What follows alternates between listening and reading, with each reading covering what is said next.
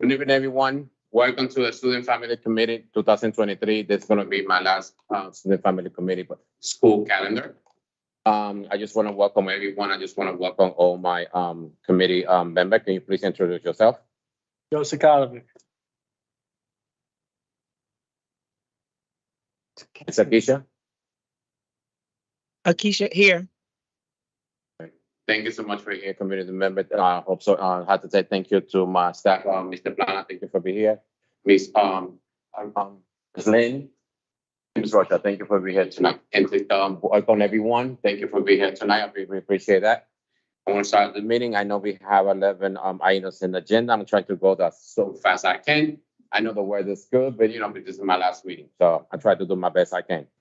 First thing in the meeting is going to approve the minutes of April 20, 2023. I need to have a motion to approve that meeting. So Oh, moved. what? Yeah, sorry. A second. Thank you, Ms. Cassie. Thank you, Ms. Josakle. Any correction, any change? Nothing? Okay. Mr. Keisha, everything is okay in the meeting, not change? No changes. All right, thank you. Minutes approved and passed. I abstain. For the record, Mr. Sokolow abstained in the minutes. Second in agenda, first of all, we got a pack office of school. I would like to call Bassett High School. Say Dr. Rayola and the pack PTSO President Evalis Vasquez. Can you please come to the front? You sit down over here, guys. Is the sun over here? Okay, you can come this one over here.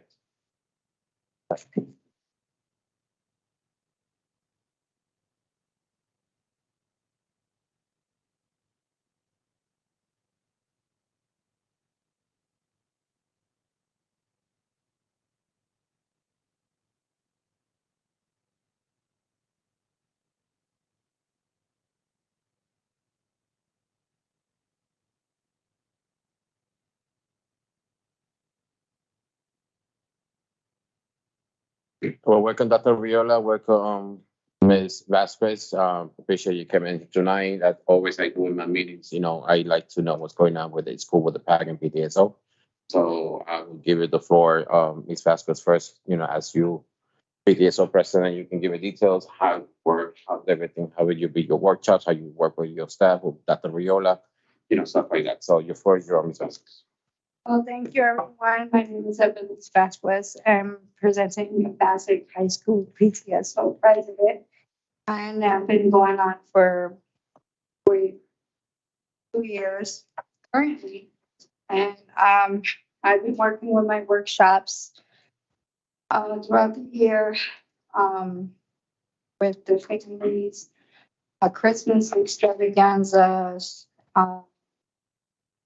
Thanksgiving events, Cinco de Mayo. We've had great outcome. And if it wasn't for the support of Mr. Benningham supporting me, I wouldn't be where I am right now. So we do have also April event, a group of a Finke workshop that was taking place in April. We also have Black History Month. Hispanic Heritage Month, it was in March. So that's how I've been utilizing the TSO budget. So how many workshops you did for the whole year? I did in total 6. Okay.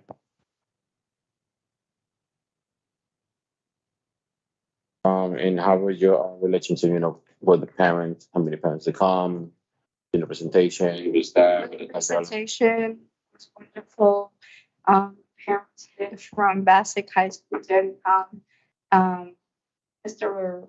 Rayola did last certain events, powers player, and it was a great success for all the events. Thank you. So Dr. Viola, working with a PDSO, how's everything go with with the workshop, the budget, the process. No, it was a good year. I must say, we started out, getting a little bit organized at the beginning. It took a little bit, but once we did get organized and get our budget plan in place, we were able to lay out those 6 or 7 events for the Yes. year. Yes. And, we tried to tie the events to different things that were going on, nationally, whether it be Black History Month, Cinco de Mayo, Hispanic Heritage Month. And, I was particularly impressed with you, Ms. Vasquez and Mr. Benahan for, the ability to bring in so many community vendors. We were bringing in, I think at the last event, there were 16 different vendors that we had there, if I counted right, between, everything from adult ed to local hospitals and just information that parents and the community members would like to see. So, they're really nice events and structured properly. I gotta say, they were pretty much very successful because of you, Ms. Vasquez, and Mr. Benahan supporting us as well. So, thank you for that. Thank you. Yeah, and you work on, as I was the former PTSO for Bassett High School for 4 years, and I'm still, I love all my school, with Bassett. So I was there to support you, and of course I will support PTSO whoever's come. So far we have after I leave, it was 3 PTSO. It was Tommy Boyd, was Torrin, and Ms. Vasquez. And whoever come, I will always be there, to support not only Bassett High School, it can be any high school, that it can be any elementary school. That's all I'm here for. It's my passion to be sure all these leaders work very well with the parents and of course with all the principals and the staff. It's very good to have a good communication and work together, as a team, because I know the state they give us some money to be sure all schools have, all these leaders have a workshop for this parent. It's very important. That's one of the priority, because that's why I always say for so many years I say this, that the money they receive each school is for the workshop for the parents, to be sure where it can educate the parents, we help the parents, but themselves also they can help the children when they get home. And of course, the last event we have a lot of vendors, they give information to all the parents. They want to come back again. They very, they feel welcome and they want to keep working with you. That's the real, So they really got information. They really got information from you, and whatever you need them, they will be there. That's a good thing. I'm going to open the floor for the committee. That's your job, Mr. Sokoloff. You have. No, first, usually give a statement. I'm almost sure Dr. Rayola didn't start to speak before, but about how we started all this and everything. Absolutely. Yes. Yeah. Oh, yeah. So I'll forego the speech in this case. Just one question, not the PAC PTS of the school governance. I know you're still searching for, I believe, a community member, a second community member. Always looking for more. Yeah, always looking for more. We had some struggles at the beginning. We ended up with one parent who pulled out. So we're looking for another parent member, and we are looking for another community member as well. Yeah. So you reach out to Pete's partners, because they're very active in the communities. I can reach out. Yeah. That'd probably be helpful, because I know a couple of people. They talk a good game, so let's see if they follow through. Yeah. We have Elevate working with us, and they're same person kind of runs both of those groups. So yeah, I could reach out to them again and see if we got somebody from PT Partners. That's all I have. At the Elevate Bridgeport, they're part of the agency? Yeah. Customer, you have any questions to the Bassett High School? No questions. Thank you so much for all your hard work. Thank you. Thank Mr. Plana, any questions? Ms. Lynn, Ms. Rocha? Any questions? Right, so I just want to say thank you. I really appreciate your hard work. And remember, Mr. Bennett will be always here to support you guys, and will always support the Bassett High School until God tell me to stop. And I hope I keep doing everyone in the new Bassett High School too. But congratulations, you're gonna have a new Bassett High School. I'm very happy for that. I'm very excited for that too, and thank you for all your support. Always, thank you so much. Thank you, Ms. Vasquez. Have a nice evening, everyone. Second in the list, I don't know if we have a Harding High School. The plan, do we have Harding? Yeah. This is, I believe this is the second time high school they don't show up. Do we have Roosevelt Elementary School? Roosevelt? Roosevelt and activity. Yes, okay. I just want to say for the record. Thank you.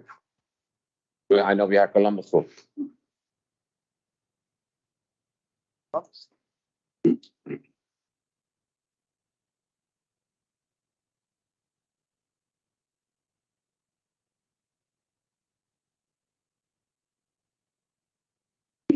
Hello, good evening. Thank you for being here tonight. Ms. Bagoli, good to see you again.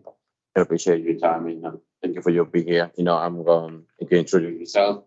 And you are the. Right, thank you, Anna, to be here. I'm gonna open the floor for you so you can tell me the details, you know, how everything's going with your workshops. You know, the pad, working with the principal, staff. Just give me a history, how everything go. Oh, and okay, this is the year that I'm doing this presentation. And you can speak a little loud for the report for them, you know, so they can Okay. hear you very clearly. This is my first year doing this presentation. So, I'm Bagoli, and I also work at Columbus School. So, and I go to start with like the events that we have, like grade level.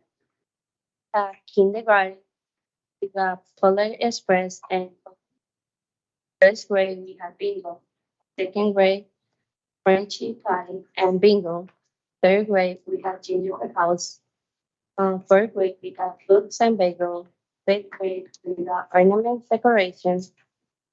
Sixth grade, we have bingo. And seventh grade, we have bingo night. In eighth grade, also bingo night.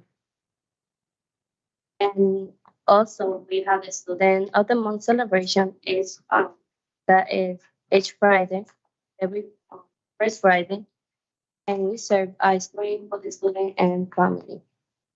And we also have honor roll perfect attendance celebration that is at the end of each marking period. We have certificate award and we serve ice cream for the student and parent. End of the year attendance celebration June 1st and June 2nd. We are going to have cotton candy, snow fun, juices, popcorn, rice and games. We have a PBIS school store prize once a month for each grade level. And lastly, we support eighth grade with a promotion ceremony with decoration and sweet treat. Very nice. You know, I like it, you know, sad that you guys didn't invite me, but you know. Yeah, we're gonna, you know, think, you know, working with the parents, like how many parents, you know, come in your event, you know? Well, each grade level does an event so that we can keep it smaller. And so that those monthly events, I'm Miss Bagoli, the principal. And those monthly events by grade level, so we have 10 grades that do these activities. And so then we have a pretty good turnout because the activity is with their child. And so we'll get about 65% of the students the parents will come. So it's a very good turnout. Yeah. And in terms of our other activities, like the Student of the Month celebrations and the honor roll celebrations, we get an excellent also. So it's been, and actually we just started this, the honor roll perfect attendance ceremony where we put everyone, before it was, we just had those that were going to get an award. We brought the whole grade band. So we do 3 different assemblies based on like K to 2 and 3 to 5 and 6 to 8. And we make a big celebration of it and honor them. And we have a very nice turnout. A little bit more in the younger grades. You know, we still need to encourage the 6 through 8 parents to continue. So those are a little bit light, but they do come to the individualized grade level activities. And how, Ms. Anna, how's your communication working with the principal, you know, with staff, you know?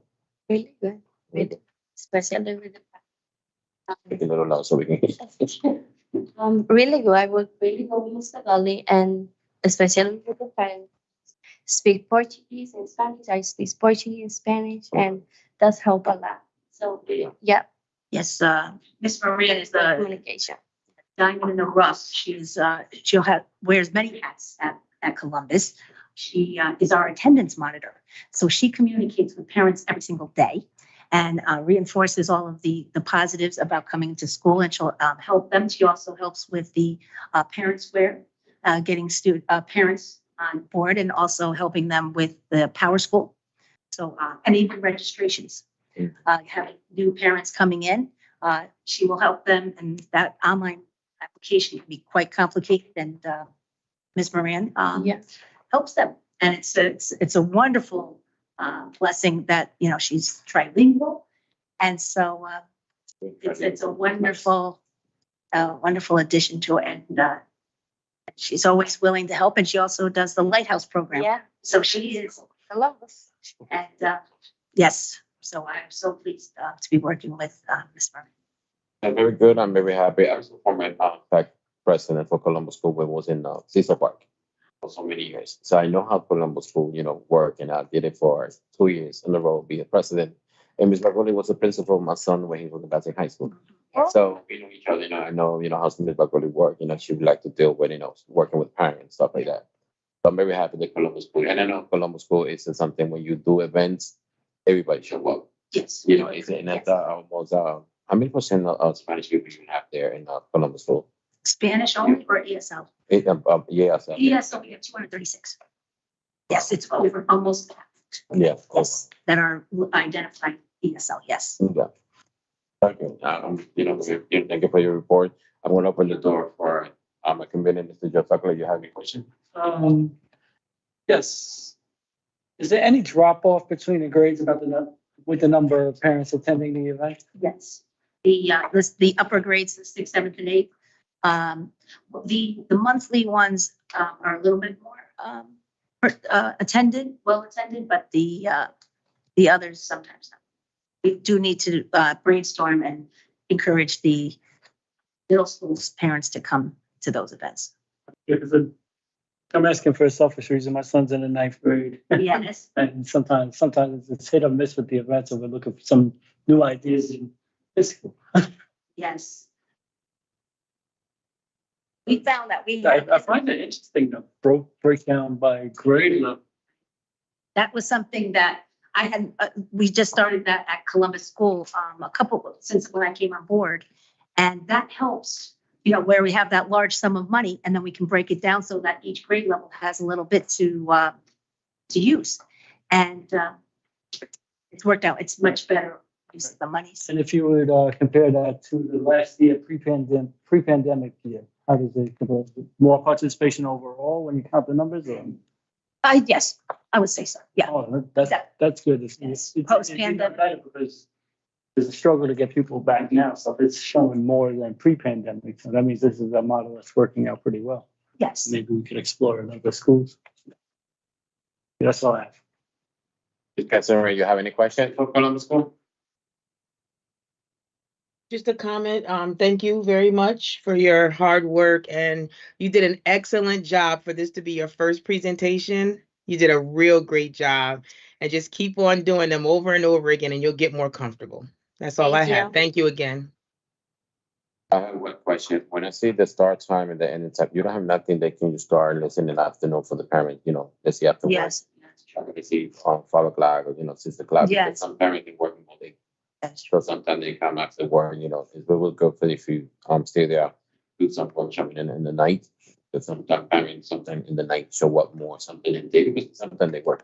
Yes. But just say, do some workshop. Anything I can help you, please just call me. I will help you, and by God, how I am. Yes. Thank you. Yes. Oh, you're always very I can supportive. help you with Lots of ideas. Also. Yeah, I like to help you with anything in the event. Any people support you, just let me know and I'll be there. Thank you. All right, Mr. Planner, you have any questions? Mr. Russia, Ms. Lane, you have any questions for Columbus School? All right, so I have to say, thank you very much for your report. Thank you for everything you do. So I hope to see you soon. Thank you very much. Thank you.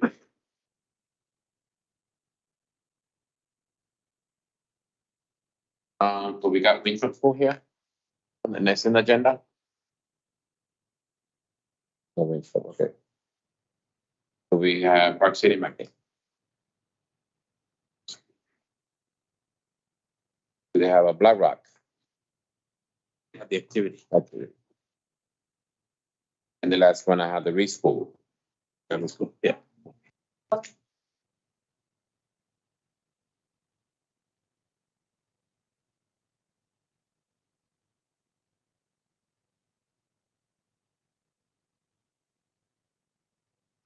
To refer to I have I think you have a copy of what I submitted. to Yes. My phone. Yeah, we got it.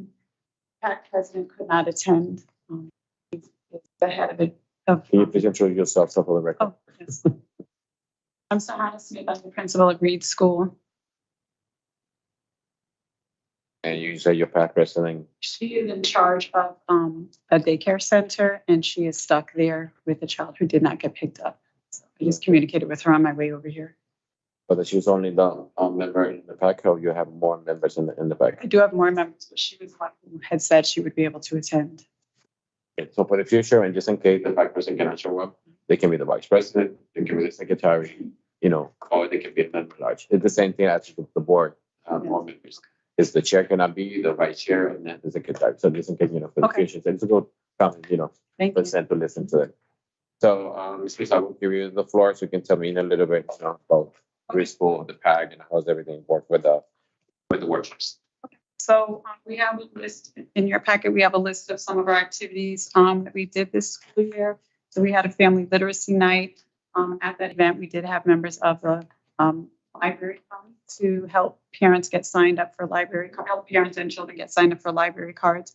And that was a lot of fun for the children. And we had activities going on in small centers in different classrooms. We did a 100 day of school family celebration, a lot of fun with that. Just lots of activities of making 100 minutes of 100. We had a holiday bingo, and that was just for fun, and everyone had a great time. They wanted to do more bingo. The parents were like, "Can we do more of it?" Like, yeah, so that was. We only were able to do that one, but we will make room for that next year to do more. Then our spelling bee was an event that took, so the first three events I talked about took place in the evening. Spelling bee took place during school, and parents did come in for that to watch their children compete. And then we do have a student award ceremony taking place second week of June. We will be awarding students for citizenship, perfect attendance, honor roll.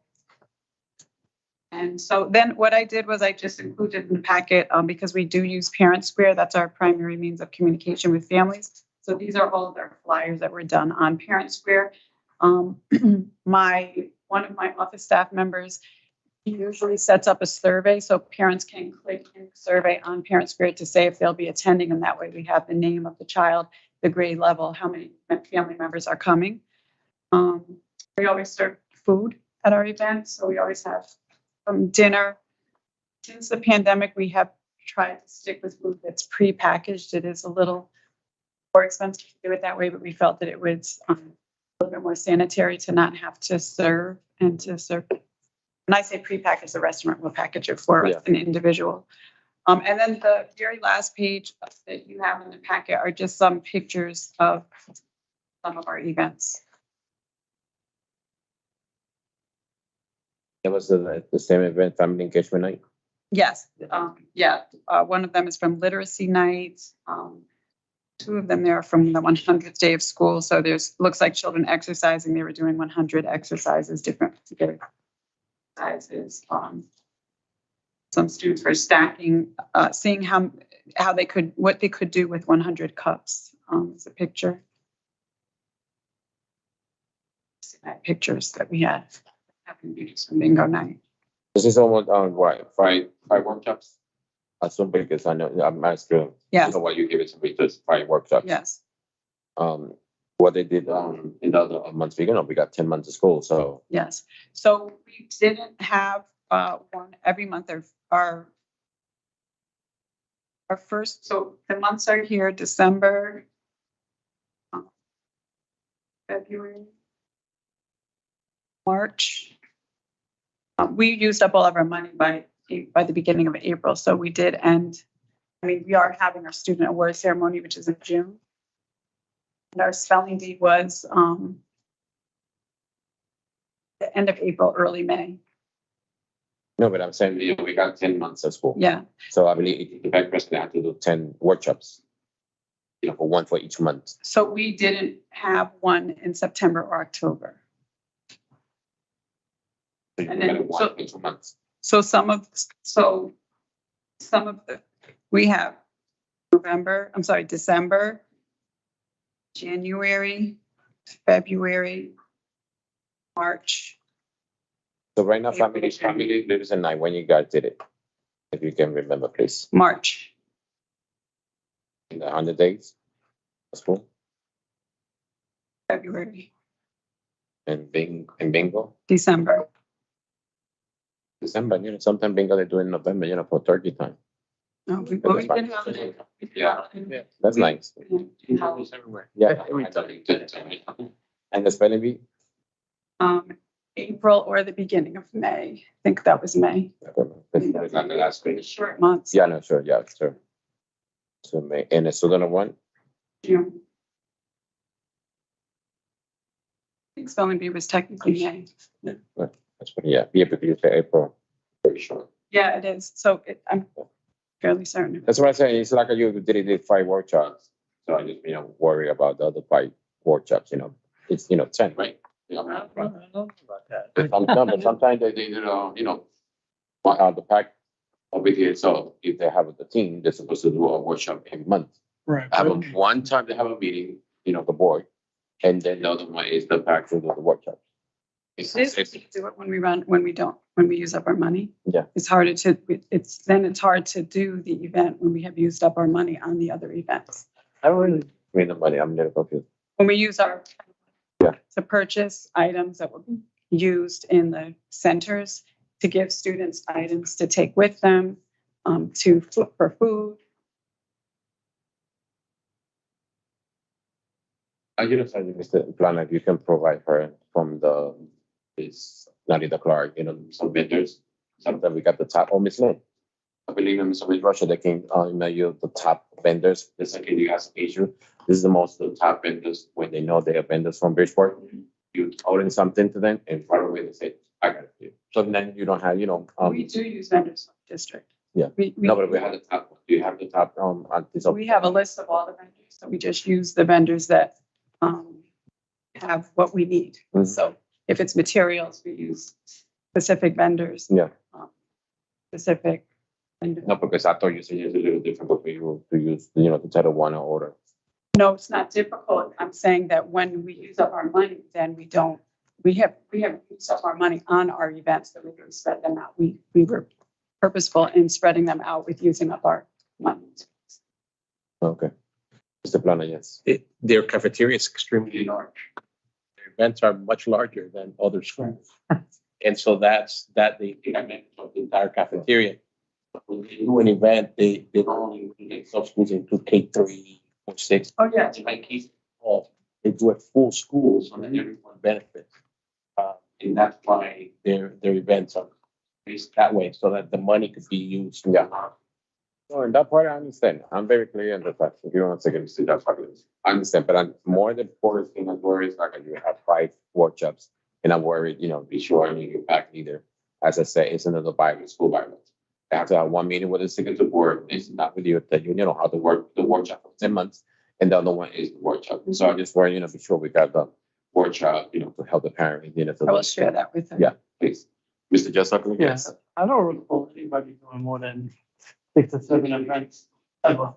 Well, And then- it's in the Bible. It's in the Bible. They say they have to do. But also within the bylaws, all due Yeah. respect, is that it's between the principal and the PAC president to deal with it. I mean, I would rather see 6 quality event spendings, say, I don't know, I'm just gonna throw out numbers, I don't know the numbers of the school, $600 piece, rather than 10 poor quality events, which are gonna come out to $300 a piece. And I think that's on the PAC and PTSO, unless there's an exact rule. And as far as meetings, they should be meeting, and that's something I want to look at for the next go around. Stuff focusing on how make sure they have effective meetings. They Mhm. Oh, yeah. should be having meetings and minutes up and, basically probably no schools doing it right now, putting the minutes on the website and, They're not. but that's something that we would Yeah. look at next time. And that, as far as the quality of the expenditures and for us to like basically micromanage that is probably beyond our scope of our authority. Then I know that, you know, they received a budget, they received a money. Correct. And that money is subdivided for, in, please correct me if I'm wrong, that's what it's in, what I search and what I read and what we got. That they used to use it for the workshop for, monthly. Very clear, they say monthly. And that's the money they have to use it. If not, let's say, let's use the 5 only workshops, right? For Yeah. 5 workshops. So I just want to know how, of course, I have it in this workshop. Recently sent me how the schools spend the money, and that's why I'm worried about it, so we sure our parents receive the workshops, that's nothing, it's not priority right now, but I actually said you will talk with the back leader and let them know. I would like to review the monthly thing, because it seems like if it's in there, maybe it shouldn't be. Do we have, Ms. Casimir, sorry, you have to. No. Casimir, you have something to say? No, just want to say thank you so much for all your hard work. Appreciate it. Thank you, Ms. Casimir. How many, students you have in your school? Roughly 747. Up and down. So you have around, what, $7,000, something like that, right? In your Yes. budget. Ms. Marsha, Ms. Lane, have any question for your school? Mr. Plana, you have something to say? I just wanted to say that they hold meetings also. So these workshops are on top of the meetings that they also have.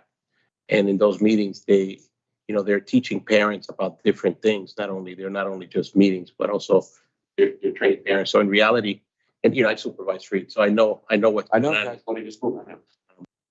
They really, every month there's something going on, but activities per se, they only had 5 because that's the amount of activities that they had for this year. But in reality, if you count the amount of meetings that they've had between the activities and the meetings, they've had 1 a month. So I just want to let you know for the record, Ms. Biddy, anything I can help you, to do workshops, stuff like that, or vendors or something support you, sponsor.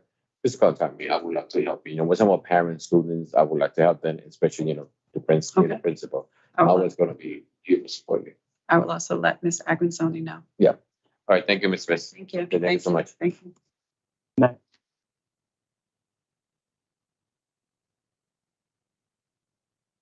Okay. The third we have in our agenda is on this mutation of the electronic control transfer authored by who's having that gone. Yeah, not be there. I don't know, corner.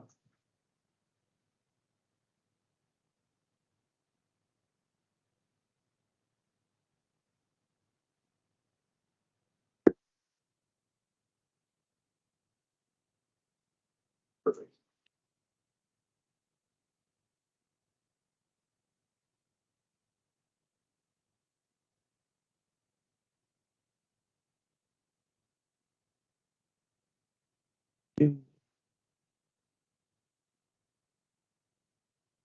Thank you. Hello, Mr. President. Thank you so much. For here tonight. So, just give me, you have it, you have percent something, right? Yep.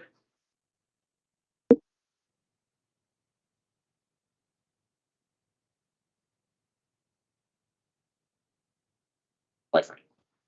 By Sam. Yeah. Yeah. I'm getting a Wi-Fi issue.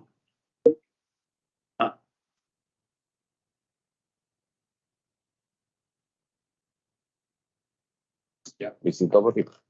The last time. If you could open up that file again, you're still presenting.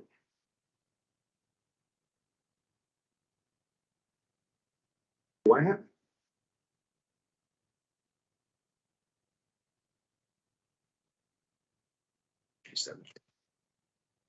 Yeah, I just have a PowerPoint and that's it. I'll try it again.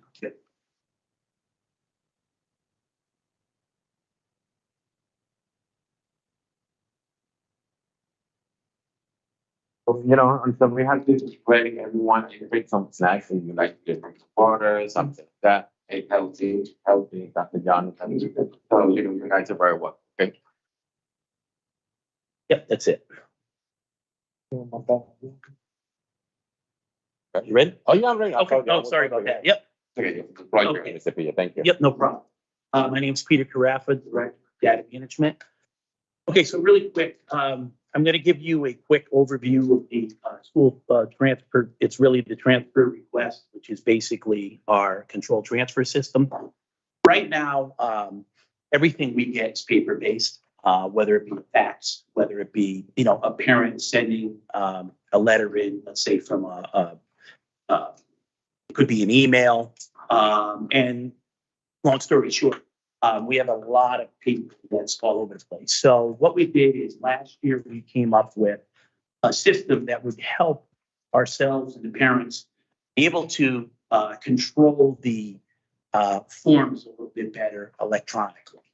With this being said, we wanted to make it easy for parents to be able to log in or get help logging into a system that would actually allow them to fill out one simple form, and then the control transfer process would start from there at the administrative side. So I'll walk you through really quick.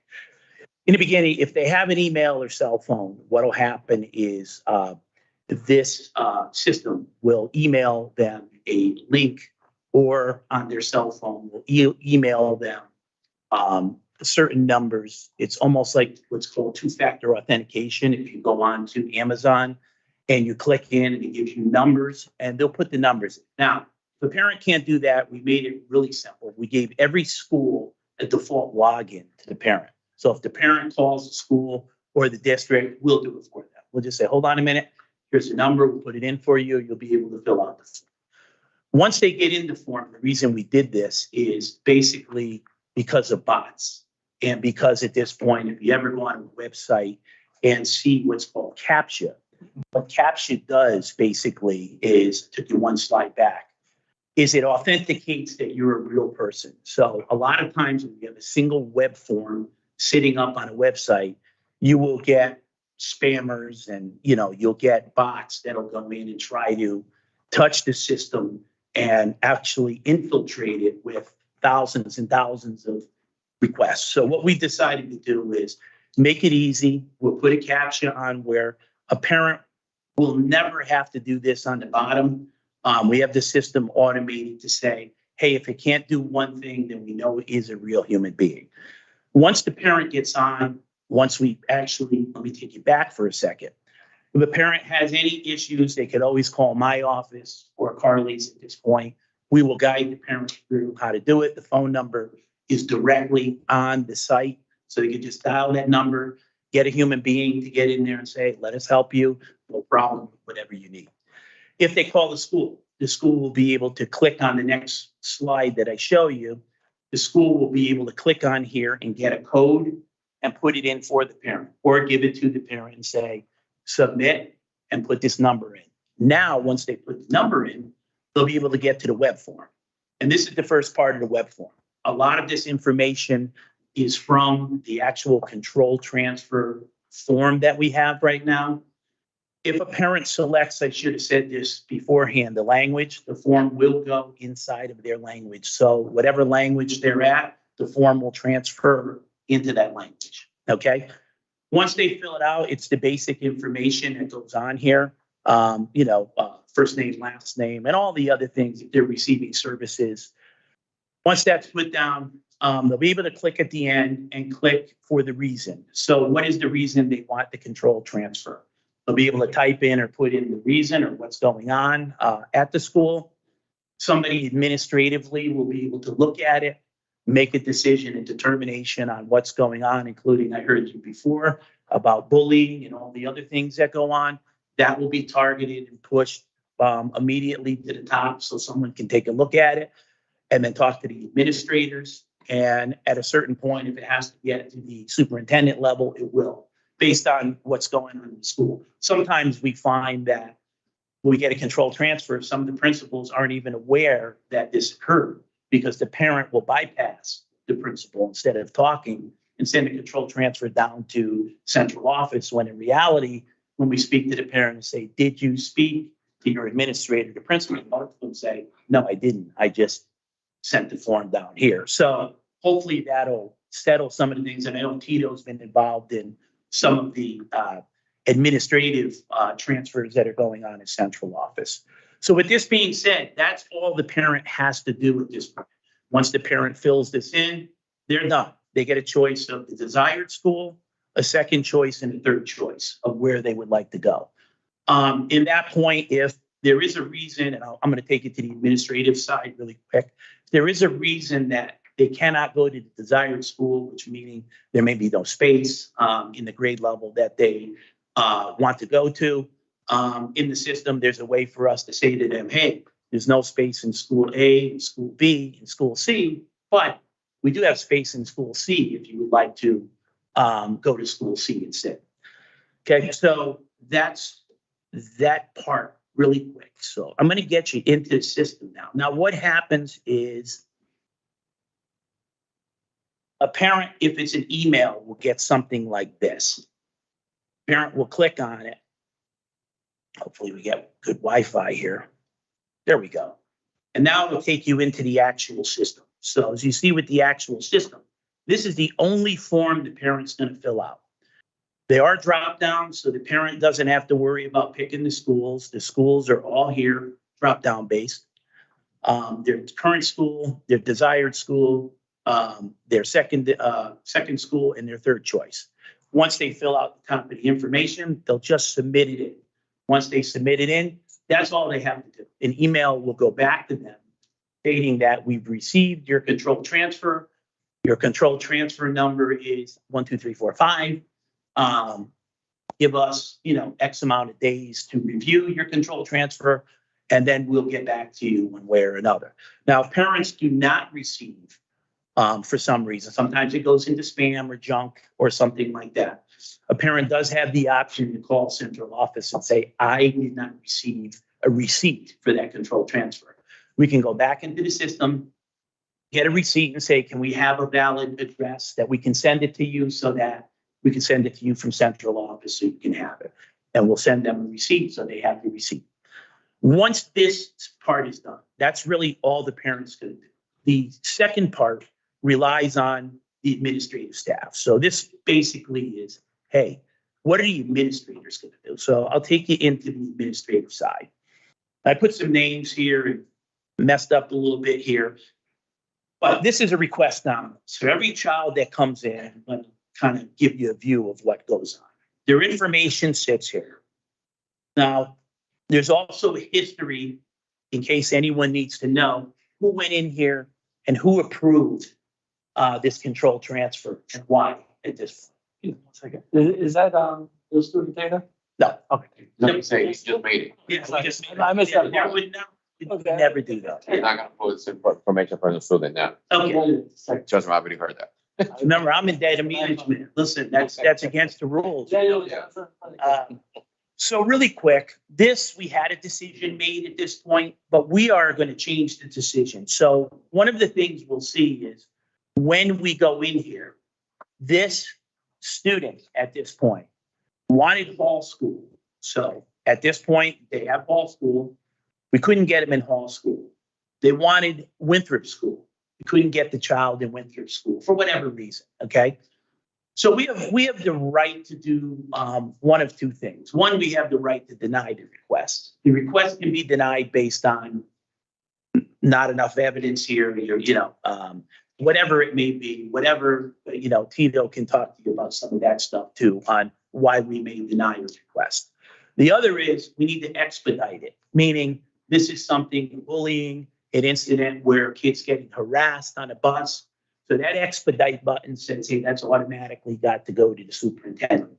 We've got to get this expedited right away based on, something that's going on that, possibly the school principal doesn't know about or whatever. So that's when we expedite it.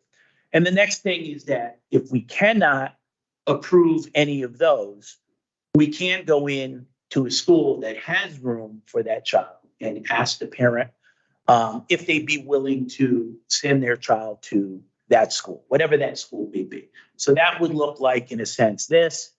We have a list of schools, obviously no magnet, but other than that, any of our schools that are in here, we can set it up so that if so, superintendent may say, or an executive director may say, we're going to send them to whatever. Well, that wasn't one of their choices, but because it's an administrative decision, we can do that. We can set it up so we can tell the parent, you're going to go to the school. Now, I'll just approve this just so you can see when we approve Hall School. What happens now is it gives us a confirmation. It says, are you sure you want to do this? Because sometimes people make mistakes, and sometimes at this point, they'll say, I want it, then they'll realize, hey, I really didn't want to do that. So they can go back. But in this case, we're going to approve it.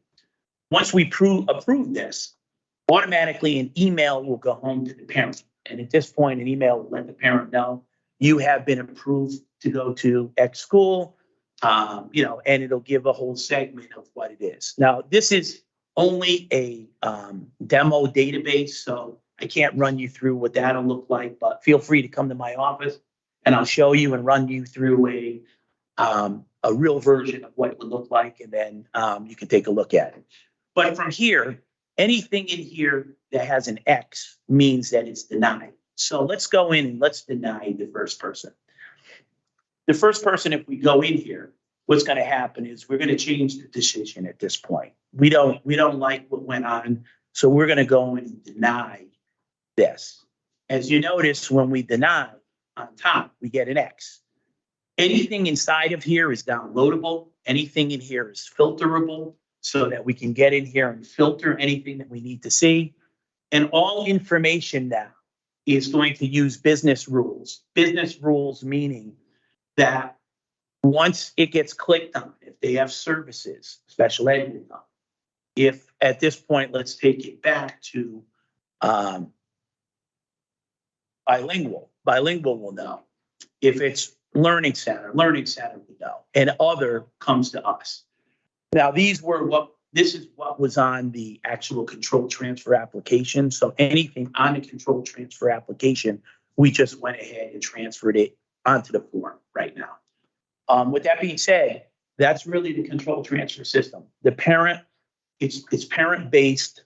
We tried to make it easy for them. Administratively, it has its own rules where we can now monitor it a lot better. Hopefully, we're not going to miss any faxes that come in because they're coming in all over the place. Faxes could come in my office to Carly's, right, Carly? They could come into anywhere at central office, and sometimes you miss it because someone doesn't give it to you.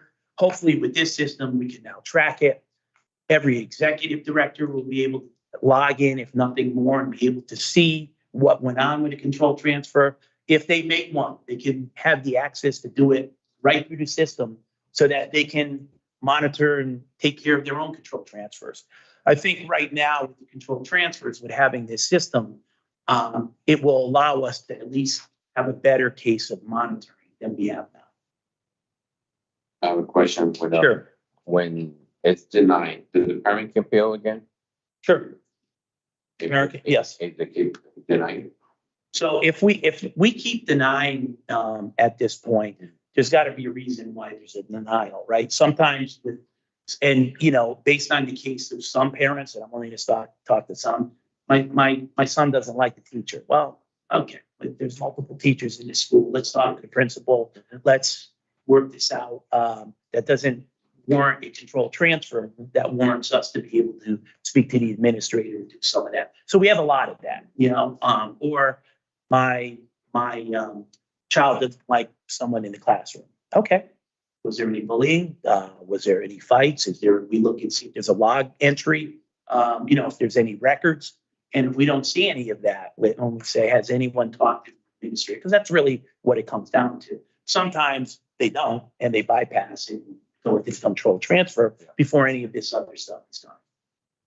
If the child is, let's say, approved for control transfer, and let's say my son's going to school, but he want to go BMA, and if he getting transportation from here, so when he want to go BMA, he would not get transportation. Right. No transportation control transfers. Control transfers, you're on your own. You can, if it's accepted, then that the parent accepts that they are going to get that child from A to B somehow. If it's overcrowding and we can't find a school in a mile, it's different. But control transfers, yeah, the parent is responsible for. And the child is in special need? Special needs is different, and that will go to special ed, and they'll make their determination on that. But if it's a regular ed child, the parent would be responsible for that transportation. I'm gonna open the floor for my committee, because just have you have questions? Yes, a couple. What of, Nice here. some areas, we still got not as much as we used to be, not that we're one district, but what about in cases of digital divide? They may not have a device. Sure. So there's a couple of ways we can do it. They can come into the school, as I was saying, and the school would have access, just be able to defaultly get them in and help fill out the information.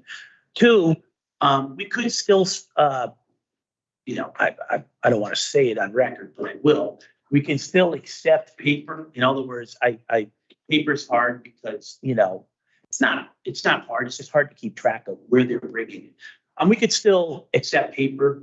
What we'd like to do is get the parent on the phone and say, is there a way we can help guide you? Because technologically speaking, a lot of parents know how to get on Amazon and shop and do, I see it all the time. You get it. And so we're trying to make everything digital, and stay away from the paper. But in that case that a parent really needs help, no one's going to say, you cannot do that. We're going to help the parent out any way we can. And you mentioned receipt, like you'll get a return receipt email. Yes. And if not, they got your phone number. Is that put up on the screen as doing the? Yeah, it'll say thank you. Well, I may have missed it, but it'll come up and say thank you. We'll notify you. So that last page will say all of that. And if we don't, If you don't receive, please call. Yes. And then what'll happen is we'll gladly get them a receipt so that they have it for their records. I think this next one might be from Mr. Planis. In what cases? I know back in the past, probably like when I first came on board, control transfers were being granted just basically automatic. Now there's case by case basis. What reason to justify? We mentioned only extreme cases. What if I just make up two schools and two demographic and outcomes? Let's say my child is in Winthrop, right? Doing very poorly, and I want him to go to Blackham. And I looked, and my excuse was, well, Winthrop, not real numbers, only 15% of the students are successful in reading and math, and Blackham showing 40%, 50% in reading and math competency.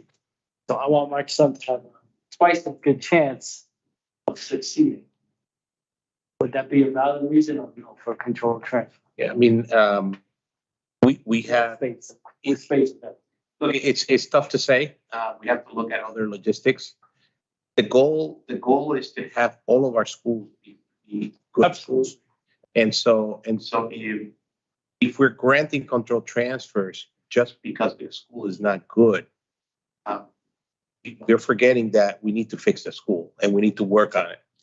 Now, if there's an issue with behavior where the issue is that the kid is not doing good because not focusing that behavior, then we have services for that.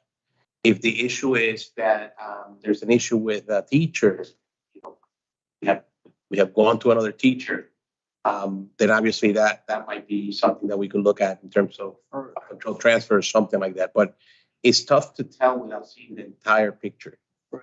But let's say different tracks. Say my school in Winthrop had 300 students, and if we were to grant controlled transfers to surrounding schools like Blackham and whatever the next closest schools are, based on that, and there's capacity of 300 seats at those schools, and we're not responsible for the transportation, and empty out the fictional Winthrop that we're talking about right now, doesn't that not solve the problem of Winthrop being underachieving and actually mothball that school and put more resources into the Blackham and other schools the students go to? Again, the issue with granting many control transfers like we did in the past is that kids we're moving multiple times to different schools. So I know where you're getting to. I know that, I know that you want a straight, I know you want a straight answer, but I don't think you're gonna get it from me today. One transfer per. Yeah. 2 years. Well, you know, the other thing, Joe, is technically from the control transfer policy, once a parent moves from one, let's say, one address to the other, that control transfer is revoked now. It's supposed to be, so you don't get that anymore. I think one of the issues that Tito will say too is our mobility rate is really, really high. So we have students that, you know, I have one this year, it's 6 schools. And one year it was 9 schools. So I think why, I can't answer any of that, but I can say that a lot of our children, we find ping ponging based on, you know, maybe living, where they're living, whatever it may be. But I think with control transfer, sometimes they will say, well, your grandmother picks them up after school. So we want to give a control transfer to so-and-so because grandma's going to pick them up and is closer to grandma's house than it is where they are right now. That's some cases of control transfers. It is fairly tough. We've gone back and forth on this control type policy a couple of times. Because we've actually looked at it in committee for the last stop on the appeal process, the superintendent. We didn't want to touch that this class. So yes, Mr. Pat. You know, one of the things that we have seen is also attendance. Like sometimes people request control transfers and their attendance, you know, starts dwindling because of, you know, how far they are from the school. They want to be at that school, but it's far. So that's an issue too. And we have to look at that, you know, when we grant control transfers.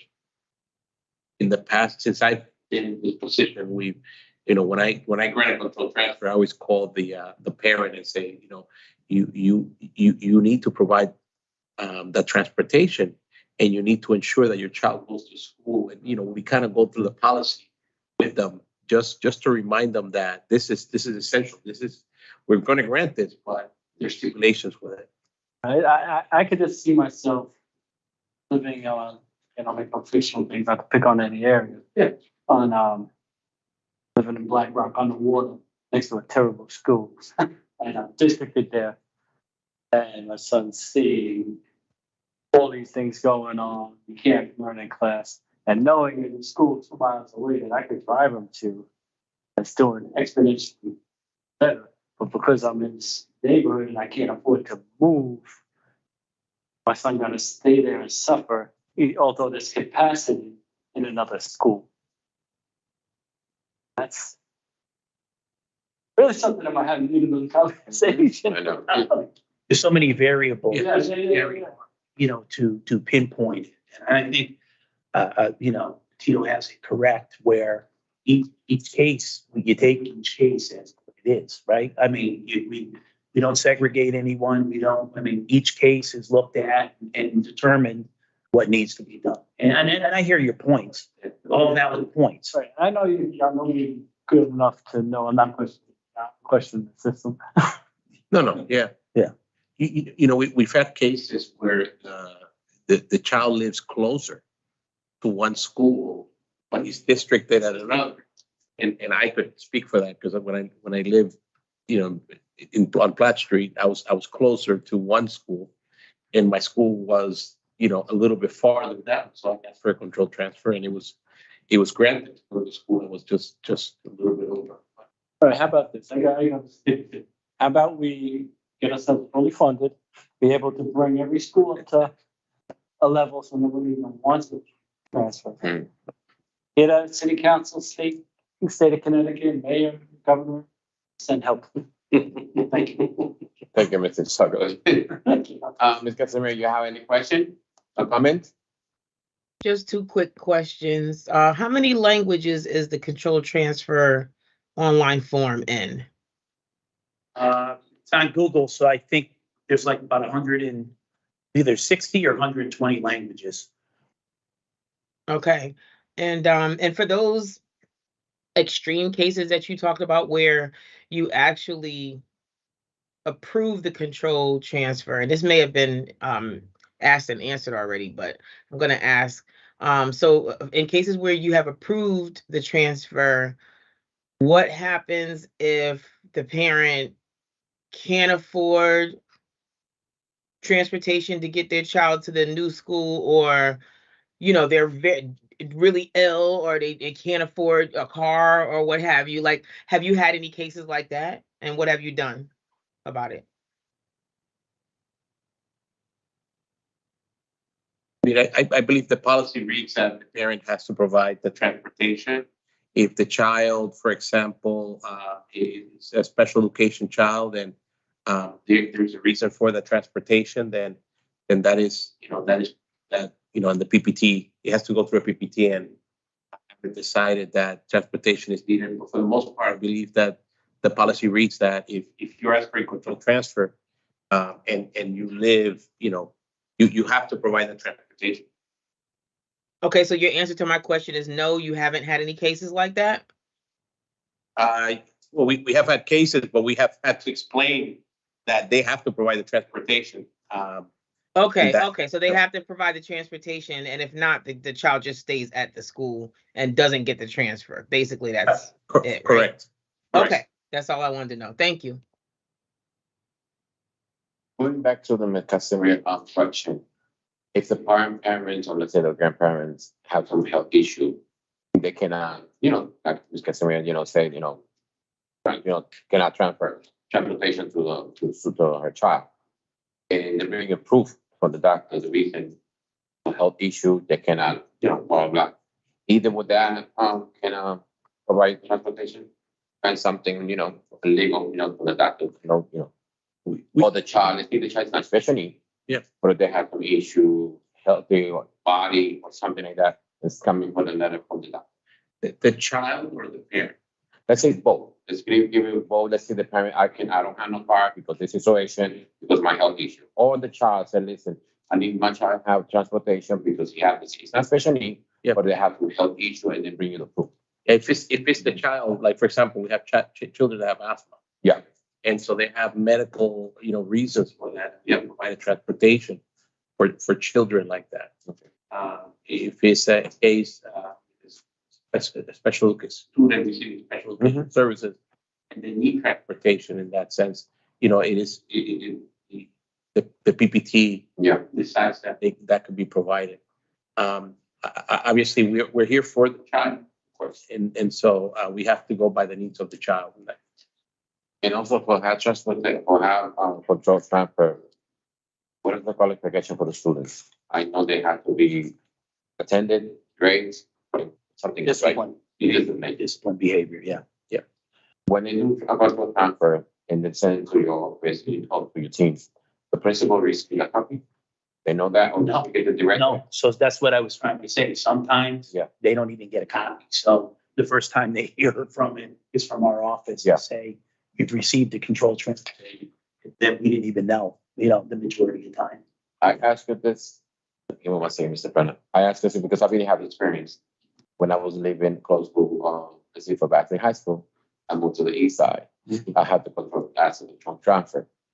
They did the control transfer, but the second director never received a copy. So the principal did everything and they denied it, and don't give you, I'm giving a reason, medical documents, for the assistant director. He said, I never received this. When I bring it to her, because I appealed, like you said, he said, he never sent me a copy for this. He's supposed to send it to me.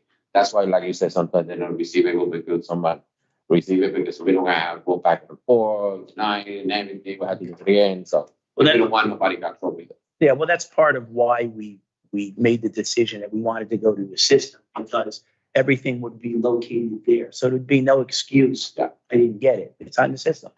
Take a look. The system would be emailing them, making them aware, plus the information is stored right here. I think it's to your point. When you have a piece of paper, I'm going to say it again, it gets lost. By the time it gets from point A to point B, sometimes it diverts and you never get it. But it's good when that's, they're doing it, by papers, like we said, because some people they don't do the technology. To be sure that parents have a copy, Sure. be sure to sign it, will receive it, stamp it or whatever, just something you can. I just wanted to add that currently, when we receive a control transfer and we approve it or disapprove it, we provide it to Ms. Rocha Reyes. Yeah. And she puts it on Power School. So when you get a child, we send an email, like whoever approved it. Like, for example, when I give a control transfer, I usually contact the principal that the control transfer is going to, just to give a heads up in that regards. But it also goes on Power School. Yeah. So when that child comes in, you'll see that it's a control transfer section that you'll see they have to transfer in that regards. So. Yeah, and then just on the other end, there is revocation also, meaning if you get the 3 letters, your control transfer will be revoked. So based on either attendance or discipline or any of that other stuff, that there is a possibility that will happen. Mr. Lynn, you have, Ms. Rocha, you have any question? Ms. Rocha, this is part of you too. When the concern we're having about parents not having access to an electronic form, since historically my office was the Office of Control Transfers, we still receive all of those families that want the control transfer, and we assist every single one of them. So if they did come to our office, we would have a laptop there set up to them to complete the form online as well. So I would say that would be. Thank you. My committee, any question, more comments, Mr. Combs? Councilor, you have any comments, any more question? No, I'm good. Thank you. All right, thank you, Ms. Speaker. Thank you. I think I appreciate your presentation. We know now. Thank you so much, sir. Coffee. All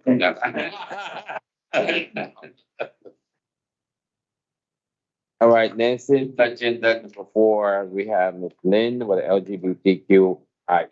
LGBTQIA presentation. How are you? Hi, how are you? Good to see you. Thank you for being here tonight. Your floor is yours. And I believe my PowerPoint's being pulled up as well. So what you see here, Mr. Benahan had requested that I survey schools to learn a little bit more about their involvement with LGBTQ plus resources and support. This first slide represents the 15 schools that did respond. We did actually end up having 16 schools, but it was after I submitted this. So the schools that you see here, you can see that of the schools that were surveyed, 12 schools indicated that they do not have a formal or informal LGBTQ plus club or student group. 2 did, and those happen to be high schools. On this next part of the survey, and I should have noted that this was surveyed to our SEL team across the district. So we have 4 team members at each school who represent the SEL team for the district rather. So in this slide, it shares how if there's been any workshops that have taken place at the school for staff members. So 3 schools indicated that they had one staff member that trained other staff members.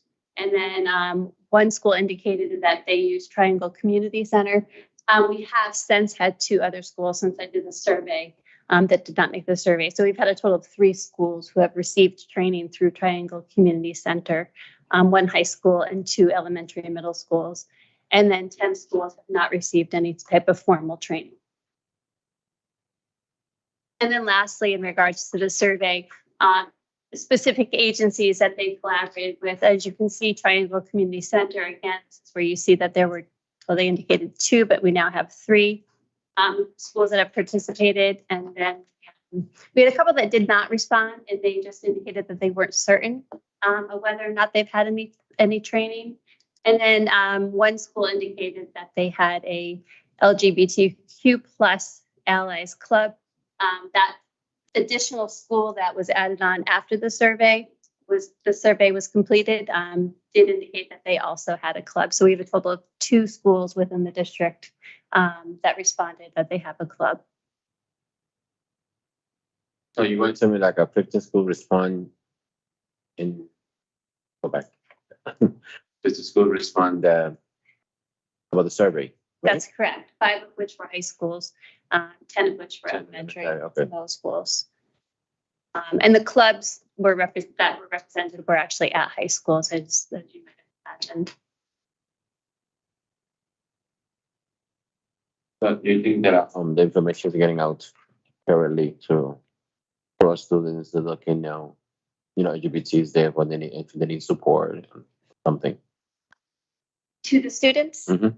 I think that there's room for growth, for sure. I think that we just recently had a training for administrators. We had a workshop from Bertram and Moses, which was very helpful. There are lots of great questions. I'm receiving lots of great questions from the SBL team.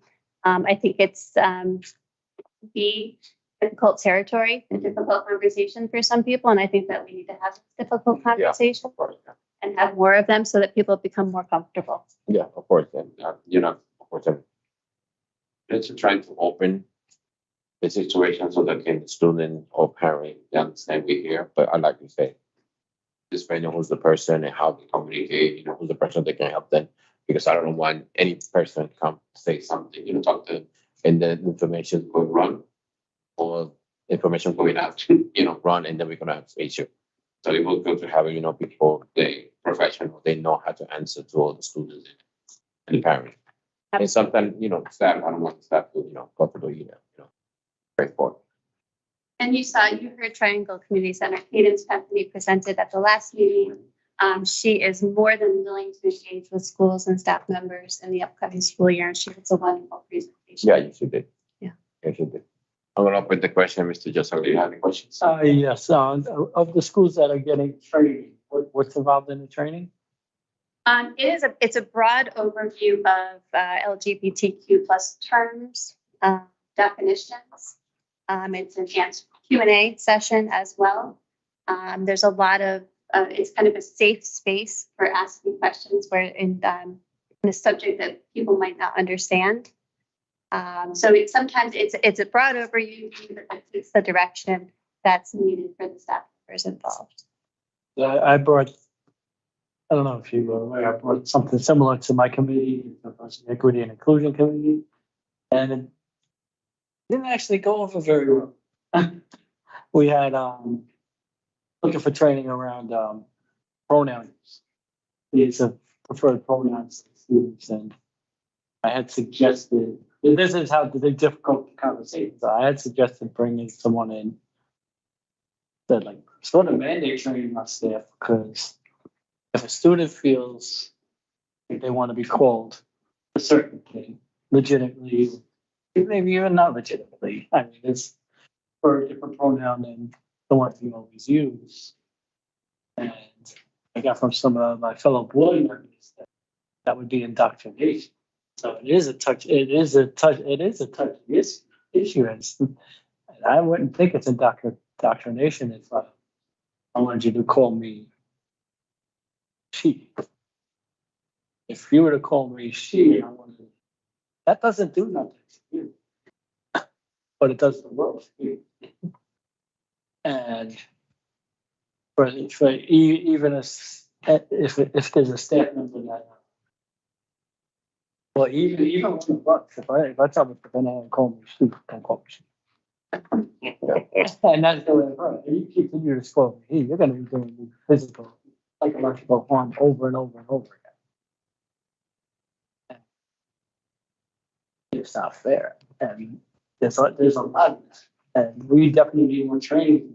We got our RFP out now to get those trainings, so hopefully we get more of those trainings, especially around Title IX. Yep.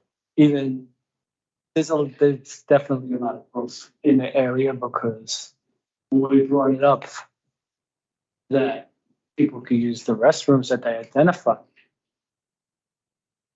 board members were shocked that this is really the case. They say, "Oh no, we can't do that. We can't do that."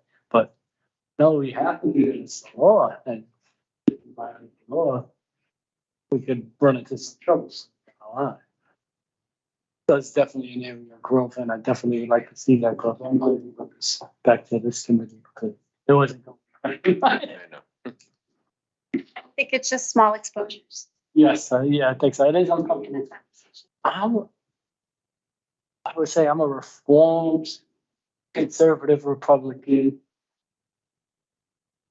So I understand the struggle of opening your eyes. I understand using the word woke as a dirty word, but it's not. It's the future. It doesn't cost anything to be kind. And it's important for the social and emotional needs of our students. Absolutely. That's all. Sorry. Thank you. Mr. Casario, you have something else to say or any comment, questions? Just a quick question about the parents, because we talked a lot about the teachers and their training and the kids, but I think about parents who reject their children when they come out to them and tell them that they're gay. And so I'm just wondering, because and there's a high percentage of that. Like, back when I was young, there was a high percentage rate of gay people committing suicide because of, the community and their parents or whatever. Now it's a lot more acceptable, than it's ever been. And so I just want to know from the parents' standpoint, what kind of education that they're receiving. I mean, the parents that are, in the PTSOs and the parents that actually are involved and are active in the schools. I'm just wondering, has this information trickled down to them in a workshop or 2 or 3? Just wondering. Yeah, absolutely. So Triangle Community Center is available to parents. The opportunity has been shared with administrators and the SEL teams. To my knowledge, it has not trickled down to the parents as of yet, but that is my hope that eventually we'll get to that point. Thank you. You're welcome. Thank you, Ms. Casario. This is something I would bring in, and I'm going to keep bringing it if I'm staying here as a board member and keep guide me, because I know a lot of parents, they need to know. Some parents, they're afraid to say it. Some parents, they don't set the child. Some parents lose the child and they say, why? And this is the way I want the parent to understand the communication. That's something that before people didn't talk about. Now it's free to talk about it. I got friends, I got families. I know a lot of people, they're part of the LGBT, and I'm always going to support them, and I'm always going to support. Trust me, the day of the National Youth First, I started the LGBT in front of my house, I had the flag. Because I got family, I got friends, I support the community, and people they have to understand this is, sometimes if that's said, things they not value and they look ridiculous, why we cannot set them, and I think that when the child feel afraid where to go, I'm going to kill myself, I'm being bullied, my parents don't want me, the school is going to terrible. So I want to understand this is, it's part of the, you see 2 or 3 years ago in Florida, what happened? They killed so many people, they need to stop. And I don't want this happening in a preschool school, either in my community, anything like that. I'm always, support them, because if I remember when RuPaul said, if you don't love yourself, how the hell are you going to love somebody else? I'm very clear on that. So it's very important that we need to work together. We are not perfect. We are not perfect. Only God. But if we can work together as a team and help each other, everything's going to be fine. Who we are to judge somebody else. I always say, before you judge somebody, look yourself in the mirror and ask yourself whether you did in your life or in the day and thinking. Only God is the person that can judge us. So, thank you. I really appreciate that. You have something to say? Okay. One more quick question, because we mentioned parents, parents' involvement, and this might be something else nobody's aware of, or I'm hearing backwards, but I don't think so. Child comes to you and says, I'm gay, or I don't feel right in my body and I want to transition. Who has the right to go to the parent? Can you go to the parent without the child's permission? No. So it's the child. So the child can come to you in a safe space, unburden themselves, things without fear of exposing it before they're ready. That being said, you want to work with that child to help support them to be able to communicate. That's Correct. the ultimate goal. Is that we hope that will happen. But the basic question that you asked, the answer is no. So I just want to say this, I'm going to say it to you and for the record that LGBTQ New Pride is going to be flag raising June 22nd, 2023, 11 o'clock a.m. at the 999 Rose Street. So everybody's welcome. So I'm going to say it to you and I hope Ms. Perrin, if you're provided, you can put it, so parent, they come, it's very something that I will keep supporting and like I say, you have to help all these children. Sometimes they don't have somebody listen to them. So, Ms. Lynn, thank you very much. And I will keep, we can work with this and with Ms. Rocha too, and my team, so we can support this family. Thank you. And I shared your support with the SEL. We're happy to hear that. Thank you so much. Appreciate it. Next in the agenda, and it's you. Is parent handbooks updates. Yes, thank you. Yes. So the parent handbook, this is just a snapshot of the front page. So far, you can see these are some of our discovery students on the front page. And we are at the point now where we have attained stakeholder feedback that includes family and staff members. I've worked with IET to come up with a format that will be presentable on the website. We'll also have a hard copy of the handbook as well. And now I'm in the process of gathering information from departments to populate the sections of the handbook for submittal to the superintendent for review. And this is just a snapshot. These are actually the topics based on parent and staff feedback that were of most importance. This is a draft, so I'm still working on this portion of it, but this is a general snapshot of what the topics will be related to. Again, pulling content from the individual departments, working with department heads to ensure that the content that I put in the handbook is truly represents their department.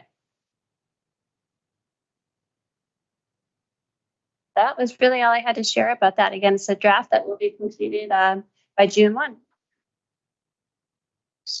And then, Ms. Cassidy, you got any questions? No questions. Thank you. Yeah, I got a question. Have you consulted with Kate by any chance? No, I've not. They've got just got an email today. Model student and parent guardian hand. No kidding. Wow. A couple months ago. Yeah. Is that something you can share? Yes. It's a that policy share email. That'd be great. Email you. Oh, Steve. Handbook be available on the website. Absolutely. So it'll be available on the website. We'll also have a translated version into Spanish and Portuguese, and then we'll have hard copies as well. And the nice thing about it, the format that I'm using, Canva is an online program, so I can update the handbook and then we can re-upload it onto the website as needed. It's like 4 or 5 scroll down. Excellent. So Cape is very helpful policy. They got on a boilerplate stuff. Adapt and amend and makes things. I don't know how far. It might be helpful. We have explored a lot of other districts and did pull from some ideas from different districts, but I didn't look at CABE. Yeah, I didn't know they had one either. So it popped up. Excellent, thank you. Policy, looking for like simple numbers policy on this and policy on that. Actually, got a sample handbook. Yeah, absolutely. I don't know, Mr. Benahan was one of them. On that, if he has any questions on this, it's just an update. So maybe we could start with the next one and then look back if Mr. Benahan has a question. So next item on the agenda would be the guidance department.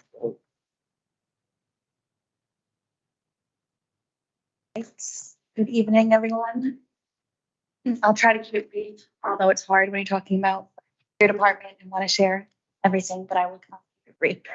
So this is an overview and quick update on the school counseling department. Currently, we have 15 school counselors in our department.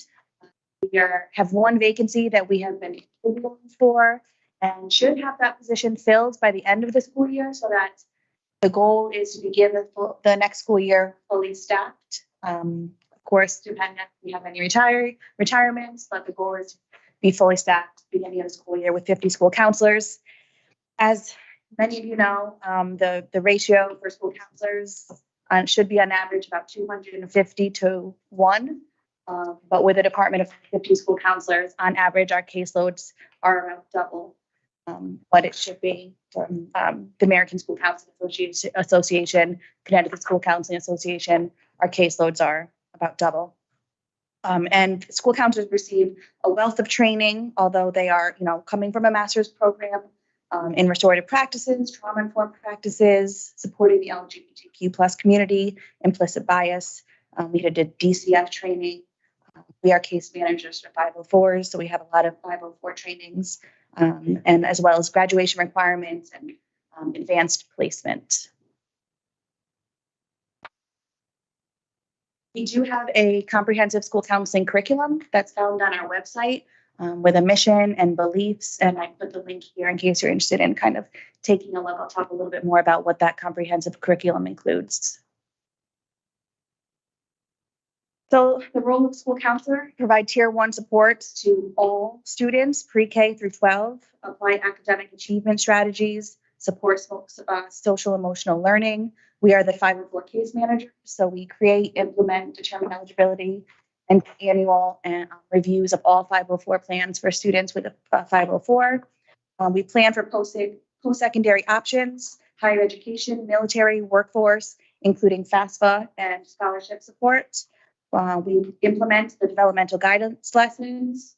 We sit on the attendance teams. We sit on the SRBI and MTSS teams. We create student success plans for all students in middle school and high school. We provide crisis intervention, and we always are making sure that we have equitable opportunities for advanced coursework. That's AP, pre-AP, ECE, and other dual enrollment opportunities for college level credits. And so this is some of the work that school counselors do as far as individual academic planning and goal setting, our classroom lessons. We provide short-term counseling and then make referrals if we determine that someone needs a longer-term outside community partners for counseling. We collaborate with all stakeholders, advocate for students at individual education planning meetings as a student's PPTs and other student-focused meetings. We're consistently analyzing data to identify specific issues that are happening within the school, within the community, to provide supports for those challenges. And school counselors act as systems change agent to improve equity and access, achievement, and opportunity for all students. This is our school counseling department's comprehensive curriculum, which I spoke about earlier. So we have monthly SEL themes that we follow. We provide the individual student planning. Part of the curriculum talks about our responsive services. We are constantly evaluating and reassessing our program to making sure that we are meeting the needs, the ever-changing needs of society, of the school, of the district. We are always looking for community outreach, working with our community partners to support the work that we're doing. Developmental lesson planning. We really focus on the use of our time. We want to make sure that we are using our time effectively. And so there are, according to the American School Counseling Association, activities that are appropriate and inappropriate for school counselors. For example, we don't cover classes because we need to be available in the event of crisis. And so there are really specific ways that school counselors should be using their time, and we really try to stick to those. And then we have a calendar. We have a calendar of developmental lessons that we follow that match the monthly SEL themes. We noticed that on half days, attendance was a little bit more of a challenge, so we capitalized on that by implementing student success days. So during these half days, this is when we implement our developmental lessons. So they are by every grade level from 6 through 12 has an activity that they do on that day. And then we also use that as an opportunity to collect data around what are our students really interested in? Are we creating pathways that meet what are identified through that data that we're collecting? And we do that through a system called Zello. So that's our program for college and career and outside of high school readiness. And that's a platform that is used by all grades 6 through 12, and the school counselors oversee that program. So I made a fake profile for myself just so you could kind of see what it looks like. We have matchmakers, so you put in an interest, career, you take a quiz, and it will match you to a career that aligns with what you're interested in. It talks about what your learning styles are, what skills that you find you may be proficient in. It talks about what you're going to do after high school. It matches you to 500 plus career opportunities, 3,500 and plus different schools. And you can click on each of one of those and it will bring you to the school's website or it will bring you to more information to learn about those careers, those majors, those school opportunities. So there are a lot of opportunities for students to explore on this platform. Again, also collects the data so we can see how many students clicked on the career of wanting to be an accountant. And then we can kind of do a self-analysis in the district. Are we providing opportunities for those students to become equipped to then pursue a career in accounting? So it's really helpful to not only have students explore, but inform the decisions of the district. And this is an example of goal setting. Students can kind of start to investigate what they think their pathway is going to be. Am I looking to go to a 2-year college? Am I looking for an apprenticeship? Maybe the military? Maybe I'm going to go straight to work. And they can click on these different options and begin to explore what that looks like, how they should be preparing for it. And they can change their minds. They can go back and decide, okay, maybe the 2-year option wasn't for me. Maybe I'm going to go straight to work, or vice versa. There's ways for them to go back and change what their pathways are going to be during the course of their work on Zello.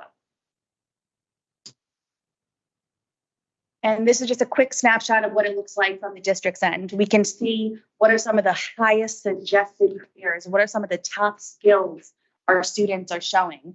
So we can help develop pathways for our programs of studies. We can help create experiences in our community for volunteers and internships, certification programs that meet those needs. We can start developing additional lessons within our school counseling curriculum. We can help students to plan college visits to the most the colleges that students are finding are the most interesting to them. And then we can start to also increase our dual enrollment opportunities so students can start gaining more college credits while they're in high school. I have a question. Can you go you can go the one that's a school counselor?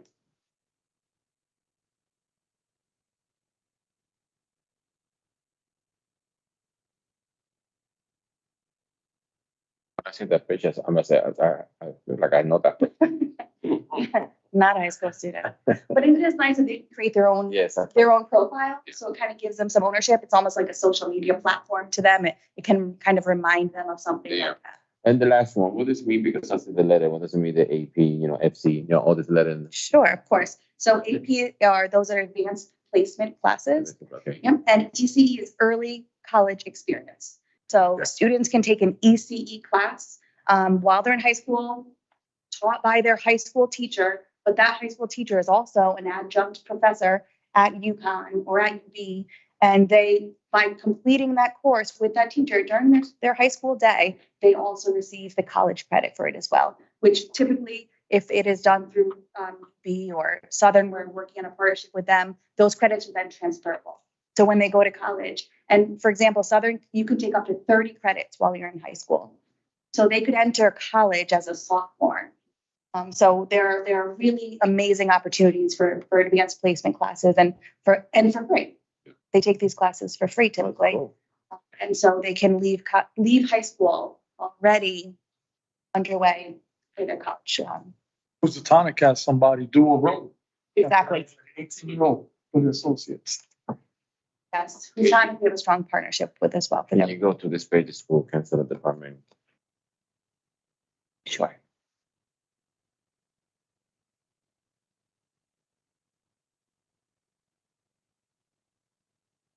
When you put it those two planning, can you explain me a little bit on that one? Sure, absolutely. So that's really what we use some of the Zello for, so we can kind of track their pathways.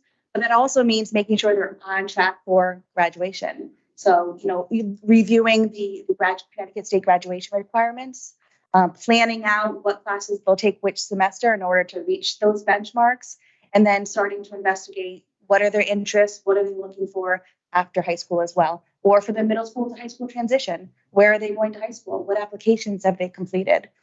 That's all part of the individual student planning that happens.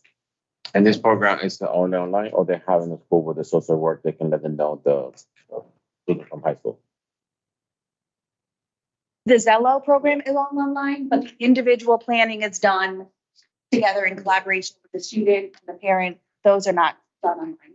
They're forms, graduation progress forms that counselors fill out with students to keep in like a type of portfolio for that student.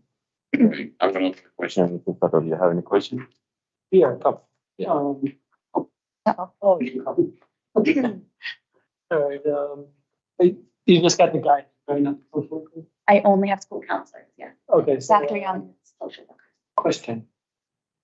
When you say it's, basically a half a year capacity, is that including the 10 counselors funded through? So facing reality, when that funding dries up and those positions may have, that will put you more than 50% of the capacity. Absolutely. I would say ESSER funding put us in a place where we could feel like we could almost manage the caseloads that we have. So once those 10, we will go back to where we were prior to my taking this role, which were a lot of traveling counselors working across multiple settings. Yeah, I hate to bring it up this way, a wonderful presentation, but it's the reality. And we can't kick the game down the road because there's no more road. Right. Code coming to probably 24, and then 24, 25, correct? When it expires. So. And if, once again, Governor Lamont, City Council, state reps, federal, anybody come out and help us replace these jobs and replace the funding for them because they're entirely against it. We can't emphasize that enough on each and every point. We need to make this because it's scaring the crap out of me. All right, so now on to the plus.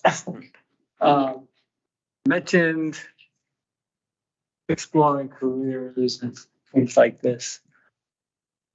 Who guides the career track? The program or the students?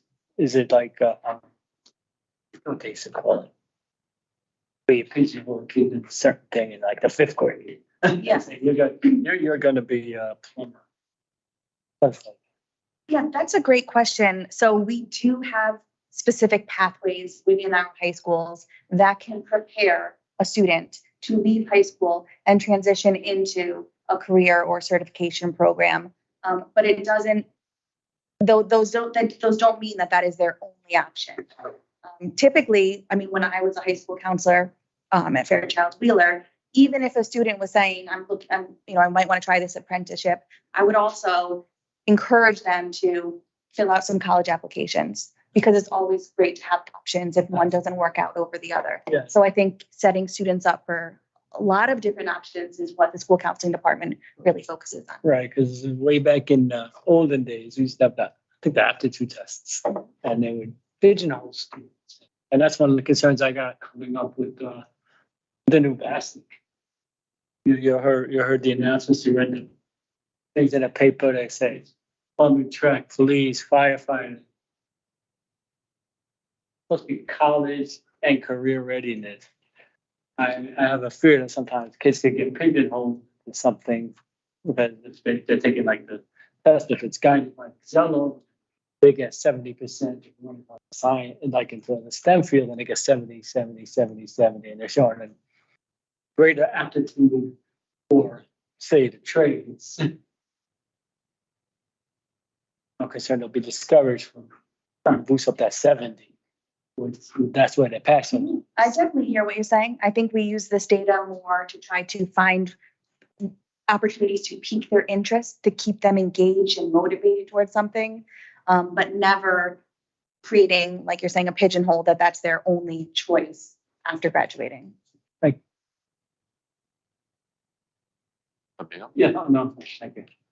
Ms. Casimiro, you have any questions and comments? One quick question, one quick comment. Social work is just my thing. I love it and I can talk about it all night, but I won't. But my quick question to you is uh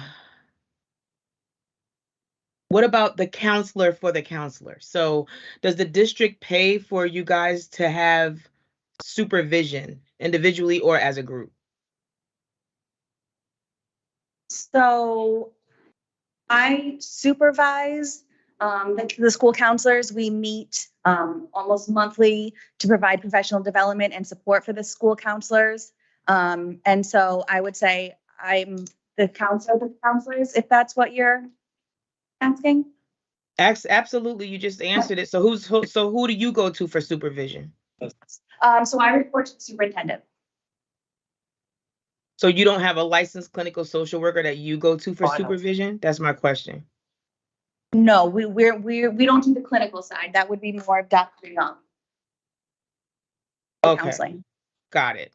And my comment to you is just that if you wouldn't mind, like in these presentations, to spell out the acronyms. It's very acronym heavy, and so I'm just thinking about in terms of parents who have low literacy levels, parents whose English is their second language, because at least if you spell it out for them and they still don't understand it, then they can go in and just like copy and paste it into Google. That's all I wanted to suggest. Absolutely. It's a great suggestion. Thank you. Thank you for all you do. A very important job. Yeah. Thank you, Mr. Sari. Good question. Any more questions? Thank you so much. You're welcome. I appreciate that. Yes. And thank you for everything, everything for your support. That was, supporting and working together. And I hope you keep working together. Absolutely. Thank you. Thank you. When yes, in the, I don't want to say it. You just down next to me. I didn't have the chance to say it. Family Resource Center. I'm going to present Mr. Dr. Young. You have the floor. Thank you for coming tonight. You're welcome. So the Family Resource Center, I'm glad I can present on them. We don't talk enough about them, and they do a lot of great work for the city. I've been working for 21 years here, and they preceded me, so they've been here for a long time. So the goal of the Family Resource Center is to promote a comprehensive, integrative, community-based system for family support. It's supposed to be supporting students and supporting the adults. So we have programs for students, babies, all the way up to adulthood. There are 3 family resource centers. There used to be 4. The other one was at Barnum, but we lost funding for that. So we still have one at Battaglia. That's with Kathleen Felican-Torres, Roosevelt with Erica Rowe, and Dunbar with Regina Vermont. I left the numbers up here so that if people wanted to contact them for resources, they can do that as well. And they also have Facebook posts on Facebook pages and their own websites. Mm-hmm. There are different pillars in the Family Resource Centers. So the first one would be families in training. So all of these programs under here, I did provide you a comprehensive list of what goes on in each of these pillars, but I'll go over a couple of them. Music Together is a research-based music program where they can sing with their babies. Babies learn from music. A lot of people learn from music. So the babies, they sing to their babies and they learn to develop relationships with their baby by singing these little weird songs. I don't know the song, but it's the whole thing.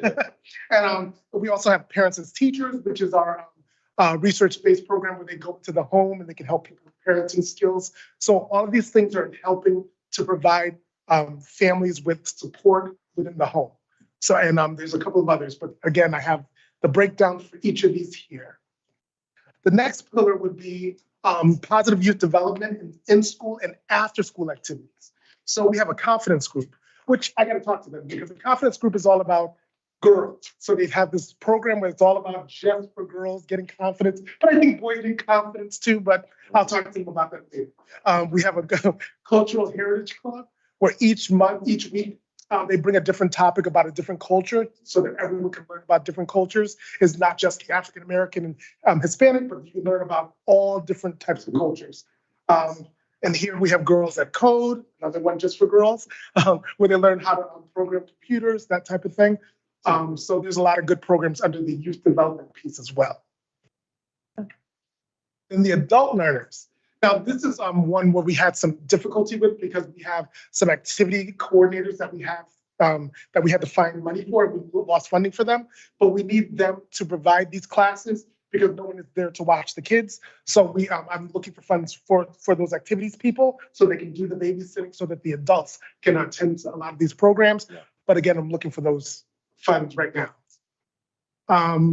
Every workshop Wednesday, it's an important one because every Wednesday develop a different workshop for parents so that we'll come up with a topic like discipline. And then they would have different people come in to talk to the parents specifically about different things that have to do with parenting. So that's a really good thing that they do there. Schools and community supports. So there's a million things that they do under school and communities. A couple would be back to school nights. They do this whole thing during report card conferences. They have breakfast with Santa. Trunk or treat is a good one where a lot of people participate. So there's a litany of different programs that they do for the community there. And finally, resources. So we have diaper banks. We give parents diapers if they need them. We have a lending library where they can get books from us. We also have, if they don't have uniforms, we provide them with uniforms. So we have a lot of different things that we do for resources for parents. And I think that parents should come in there one day and ask for the resources, and we'll give them all the different types of resources that we can do for them. We also have computers. You were talking about something earlier where the access for the control transfers. We have computers that parents can come in and use the computers to do a lot of things like job applications. If they want to do like anything with computers within reason, they can come in and use those computers for that. And the numbers. So we couldn't do the numbers for each because each family resource center, depending on what side of town it's on, has different programs to fit the needs of that community. So like, for instance, Battaglia would have the more ESL and Dunbar would have the more like literacy things for the parents. So we have different things, but each resource center impacts about 200 parents per site per month. Per month. Yes, Right. With all the different activities, we reach about 200 per month. And thank you.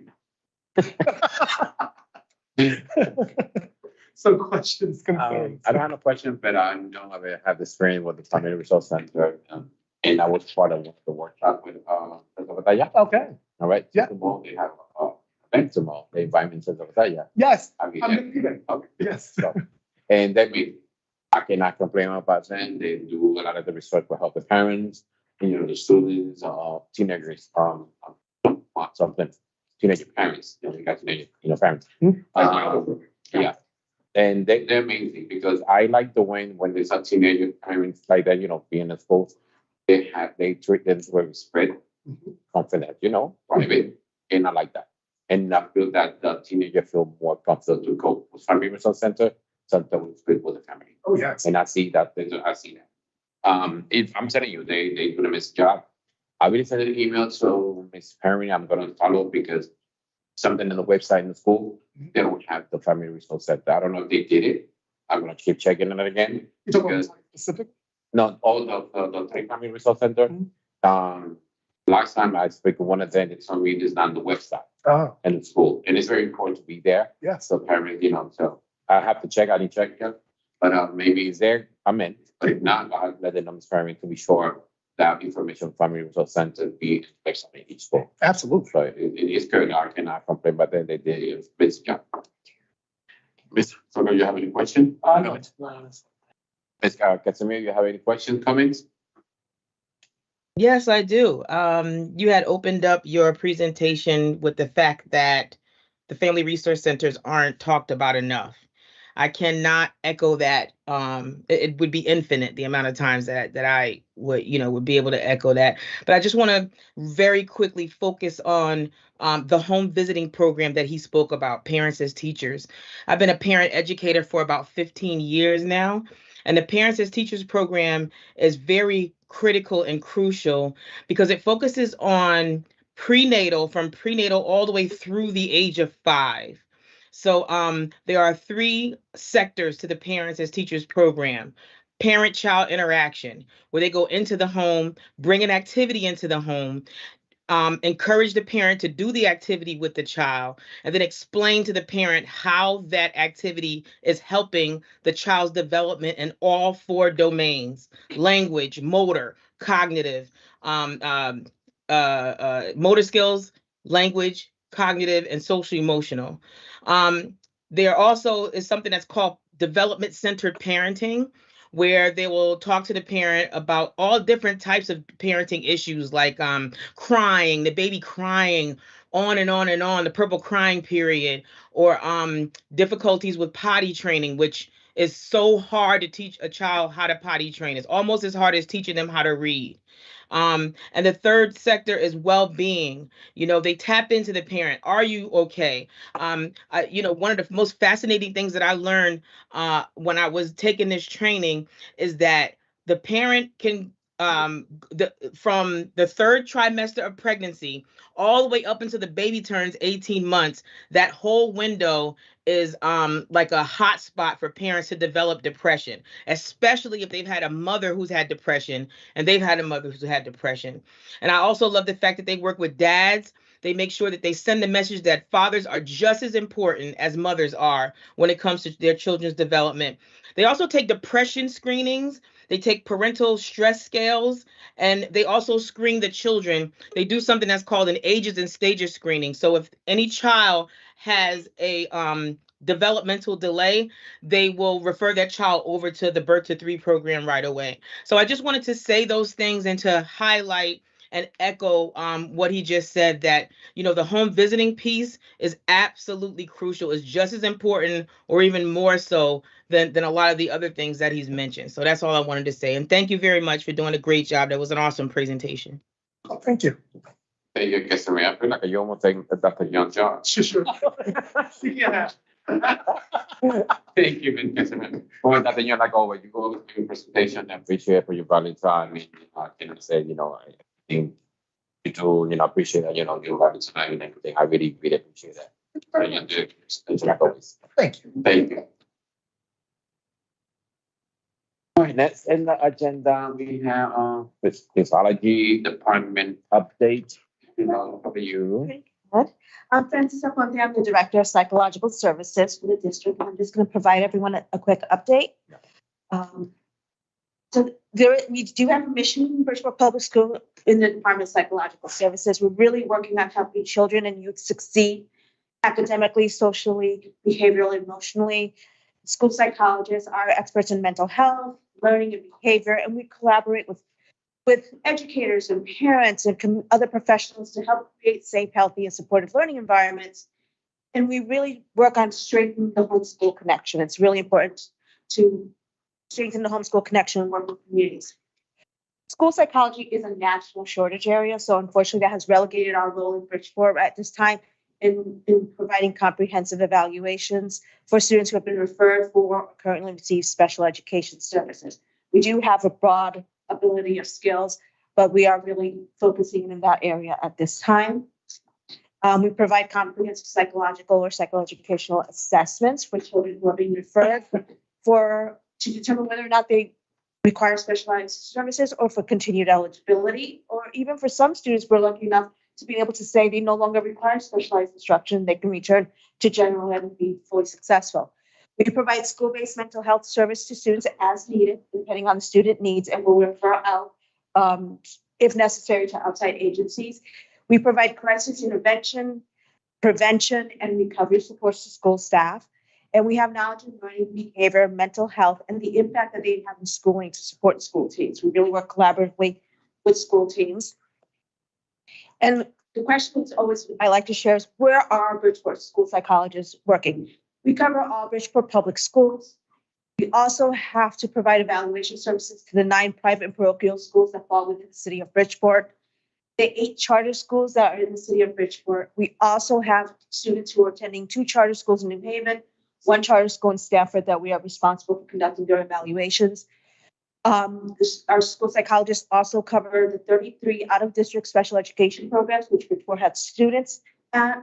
We are required to do their evaluations. And a new increase this year is that we are also covering 8 inter-district magnet schools, 1 in Bridgeport, New Haven, Stamford, and Norwalk. which the school psychologists are responsible for conducting the evaluations for the students at those settings. From August to April, and this number actually changed yesterday, but I kept it to the PowerPoint. The Department of Psychological Services has completed 500 initial evaluations, 726 reevaluations, and have attended 3,353 planning and placement team meetings for students. Our staffing currently is 28.6 school psychologists. 26 of those are full-time, 4 are part-time, and 1.6 of them are retirees who, though they retired from Bridgeport, are still coming back to support our families. And we do have 4 contract agency psychologists who have been working here integrated with our staff. And we currently have 4.2 vacancies this current school year. And I'm working very diligently to fill those vacancies for the next school year so that we are fully staffed. But with it being a shortage area, I'm fighting with other districts for school psychologists. Do you have any questions? So, you have any question? I want to open the floor for. He has many questions. I can see it in his eyes. So 32.8 possible positions. 32.8. Are any of those ESSER funded? I have 27.2 in the operating budget and 5.6 are under an agency line, and I would have to defer to the CFO to determine whether that 5.6 is ESSER funding. So let's work with the 27.2 number. Can we flip back to the number of schools, please? Sure. So we got, I think it was 61 schools. And I forgot to include this, in addition to that, we have psychologists who are assigned to our Birth to 3 transition team that do the federally mandated transition to the Bridgeport Public Schools at 2.9, and our early childhood intervention team that community-based students who between the ages of 3 and 5 who are not in the Bridgeport schools, that we also conduct evaluations. Mr. Planners, what was that number? Bridgeport's 28. For Bridgeport, 28 schools and 7. 28 plus 9 plus 8. Oh, okay, so you got 10, 18, 20, 20, well, the interdistricts, 20, we have 1, right, that's counted in Bridgeport. We have, seven more but we have the outside. 7 more outside. 27, the other plus 28. So you got to be over 60 plus schools, 48 bodies. And not only that, you're going to have at least 1 or 2 bodies. Sorry to close it out. Yes, okay. The resources is very spread thin. So you could potentially have 1 driver up to New Haven, spending an hour and a half driving to Norwalk, and spending an hour to Stanford, and then driving back. The farthest one of our school psychologists that has had to drive to do an evaluation is Litchfield. So you got highly trained, highly educated psychologists on the road for 2-3 hours rather than sitting with a student in district.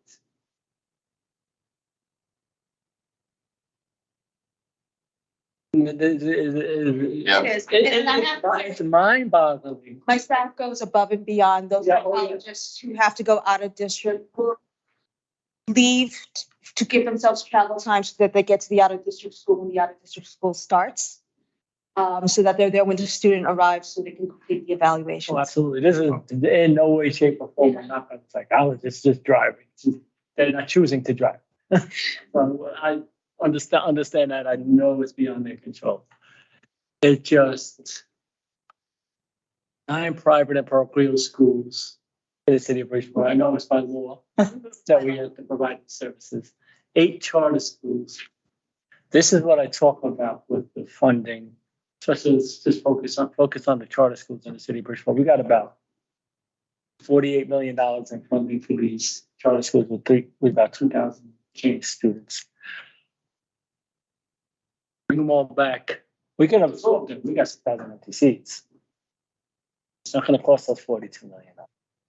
And it's going to let our psychologists be spread over less of a footprint, less driving between schools and more providing the actual service that they went to school for to provide rather than driving around. And then you got to attack out of district special ed programs that we got much control over just because of the certain difficulties some of our students have. But maybe the inter-district, why do we have to go? See, I don't understand why the law says we have to take care of the charter schools in the city of Bridgeport, the private schools in the city of Bridgeport, yet when we got students our students are in New Haven, Norwalk, and Stanford, we gotta go and service them as well, rather than having the home districts of Norwalk, Stanford, and New Haven servicing our students for us. It seems like we're at the short end of the stick on each side of these things. And it actually affects me on a visceral level on all my political spectrum. As a fiscally conservative Republican, this is a poor use of resources, not on you, trust me. I understand. I'm on my soapbox. I mean, we're not taking advantage of economies of scale, but diluting our dollars so far in discourse. Nice. We are shortchanging the Spectrum Working Families Party left side because we're shortchanging our students that come. This is not an equitable use of our services and our funding because we've got to fund other things other than ourselves.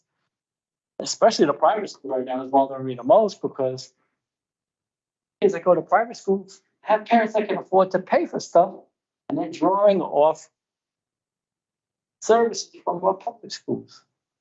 I gotta stop talking. We'll get more discussed as I go. That's fine, because it's fine with me because we're telling the truth. This is what happened. They don't like when We definitely need change. man. Exactly. We That's definitely need change. another point. We need change, and when the board members try to investigate and search, they don't like it.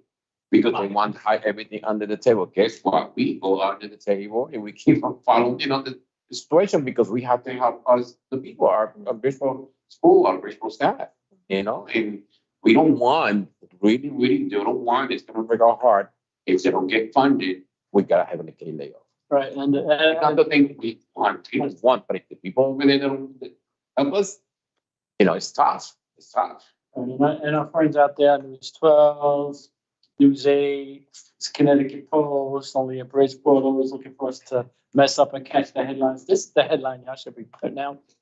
That we need help. We're suffering. Our kids are suffering. This is beyond disgusting. Thank you. You're welcome. No. Ms. Casimir, if you have any question, any comments? Yes, I agree with Mr. Sokolovic. You guys are talking my language tonight. This meeting is hot like fire. I just hope that a lot of parents, I hope a lot of parents tune into this recording. I really do. I hope and pray that they do because this has been invaluable information. I just one quick comment and one question. My favorite class throughout my college career was abnormal psychology. I see all the diagnoses that my professor taught us about. I see it all the time as I go through my daily life. But one thing I want to ask you is about defiant disorder. Have they found a way to find a medication for it or a specific therapy? Because defiant disorder is something that that I know that some kids are diagnosed with in the system, and they're very difficult to deal with, especially if you can't medicate them or there's no way to medicate them or there's no special therapy. Just wanted to know, how they're coming along with therapy for defiant disorder particularly. It's all variable based on the child and the family need. It's one of the most difficult classifications to work with. Right. But it's one of those things that you have to find the right match for the child. Not every form of treatment works for every child, so it's really finding the right match. So there's a lot of working with families and having honest conversations. Excellent. Thank you. You're welcome. Thank you. Thank you so You're much. welcome. I appreciate your information. All right. Next on the agenda, we have Legal Department Welcome Center update. We have our amazing Ms. Susan Martin. Are you there, Ms. Anna Martin? Susan? Yes. Yes, I am. Hello, everybody. Hello, thank you for coming. Appreciate that. Yes, Good to see thank you. you, and I apologize. I couldn't be there personally. I have a family issue that I'm dealing with. But I just wanted to inform everybody. Thank you. I appreciate your time. Yes, I'm Anna Souza Martins, Director of Bilingual Education and World Languages for grades kindergarten through 12th. And please stop me at any point if you have any questions. Last year, we opened up the Newcomer Arrival Center that's also affiliated with our bilingual education services. We moved to Central High School so that it was more accessible for parents. In terms of accessibility for parents, there are a few bus lines that bring them to Central High School, and they're able to get off the bus line, and we have our own separate entrance. As a result, we've tried to provide with my Newcomer Arrival Liaison monthly parent workshops, and these are advertised on Parent Square. So as you can see in the packet, we started in September, or actually in August, where we started advertising. If you're a new parent in the Bridgeport Public School systems, and all of our advertisements, and I probably didn't send it in all the languages for all of the workshops, but it's always done in Spanish and Portuguese. Those are our main languages in Bridgeport. So those are languages that we have over 100 families speaking or more. So in August, September, we offered parents, if you need help with registration for Bridgeport Public Schools, call our office. And then in September 29th, we offered training workshop for parents about attendance matters, Lynn Stevens came, she spoke to the parents. Monique, my Newcomer Arrival Liaison, also spoke to parents. She's the one that organizes these parent meetings, Move This World. So we talked to the parents about how important attendance is. And if your child is not going to be present, how important it is to call the school or send a note in terms of the reason why your child was out, so that it either becomes excused or unexcused absences. So that was a great, very productive workshop. Then in November, we offered a new arrival parent chat where we just basically said to the parents, what are your questions? How can we help you troubleshoot? What are you having trouble with? So the parents that attended that workshop really needed help with Parent Square. That was their main ask, was how do I access Parent Square? And how do I understand Parent Square?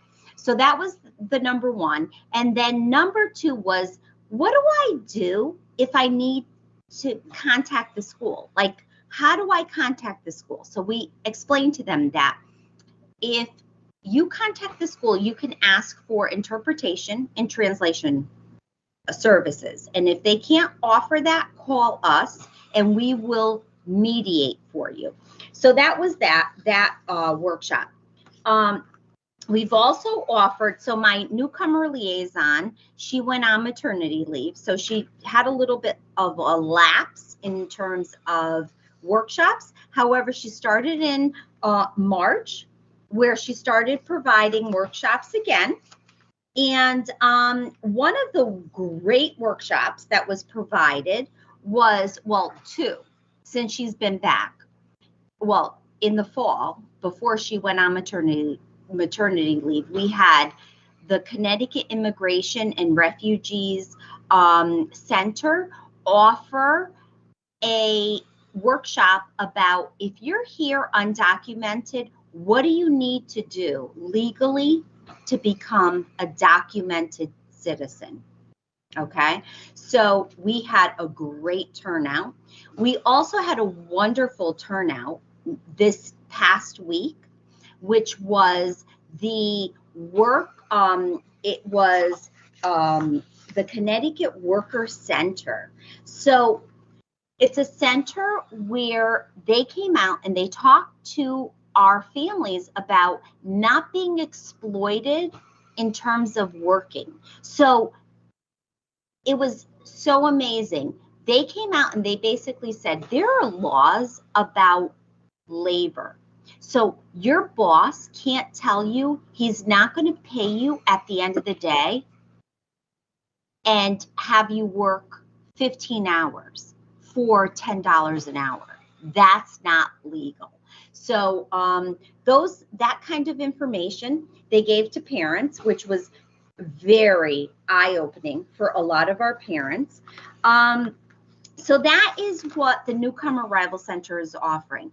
In terms of my department, we had a beautiful English Learner Summit, which was a conference for general educators who have multilingual learners or English learners, that, like we used to call them. We had a conference where we had the Assistant Secretary for President Trump come, and he spoke, this Assistant Secretary of Education for President Trump. He came, he spoke. He is from Cuba, and he talked about his experience coming from Cuba to Florida and what it was like and what helped him when he was a kindergartner. And so for our teachers, we had over 100 teachers there, and it was a wonderful event. It was after school. It was May 17th from 3:30 until 6. We had dinner. He was our keynote speaker. We had a workshop by another woman who teaches multilingual learners from Pittsburgh. She offered some of her insights. As a result of our ELS Summit, we offered a Mary McCain Bradicich scholarship. And what does that mean? That means that Mary McCain was a former ESL teacher who tragically died in a car accident with her husband in her 30s in the 1980s. As a result, her family has raised money, and each year we award two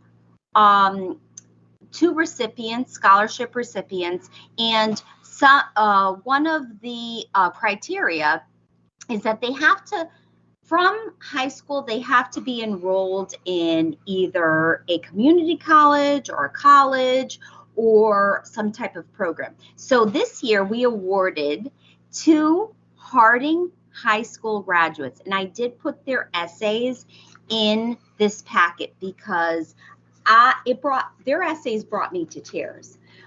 They are new arrivals. They have been here less than 4 years, both. One is going to community, Housatonic Community College, and he arrived here not speaking a word of English. He had to leave his parents behind, and he talks about in his essay crying, leaving his grandfather, and having to learn English. But after 4 years, he's graduating from high school, and he's going to be attending Housatonic because he wants to pursue criminal justice. Angelica is another Harding High School student who, talked a lot about her faith in her essay, but the gist is basically she came to this country, she didn't know much English, she had to learn English, and she's going on to the university level. She's also studying criminal justice, and if I'm not mistaken, she has been accepted to Sacred Heart University. So So both of them are receiving the Mary McCann Scholarship Awards, and I can't tell you how proud I am. As a result, my new arrival center has offered resources for our families since they arrived. We have Southwest Optimist, we have Lighthouse, we have RIASAP, we offer them translation interpretation, we offer them special education workshops, the pantry services, we offer them controlled transfers, we offer them YMCA, pre-K services, book donations. We accept clothing donations, food donations. We have referred them to insurance, Husky. We've been referred them to Rescue Mission, after school programs, Lighthouse, Adult Ed, etc. So since January, just for you to have a frame of reference, and I only have 2 people in my office that are registering parents, either Portuguese speaking or English. We have registered since January, just my office. That doesn't mean that other parents aren't registering themselves online with assistance. 278 students. In Spanish, we have my Spanish speaking secretary has registered 171 students. My Portuguese speaking newcomer arrival center liaison has registered 107. So students are coming in, and our numbers at this time are over 3,200 students. 5,300 students in our district. From last year, we are up almost 1,500 multilingual learners in 1 year. Wow. That's huge. That's great. Wow. That's a lot. We also troubleshoot. So parents call us because we speak Portuguese and Spanish. If they have any questions with schools, we interface for them. That's good.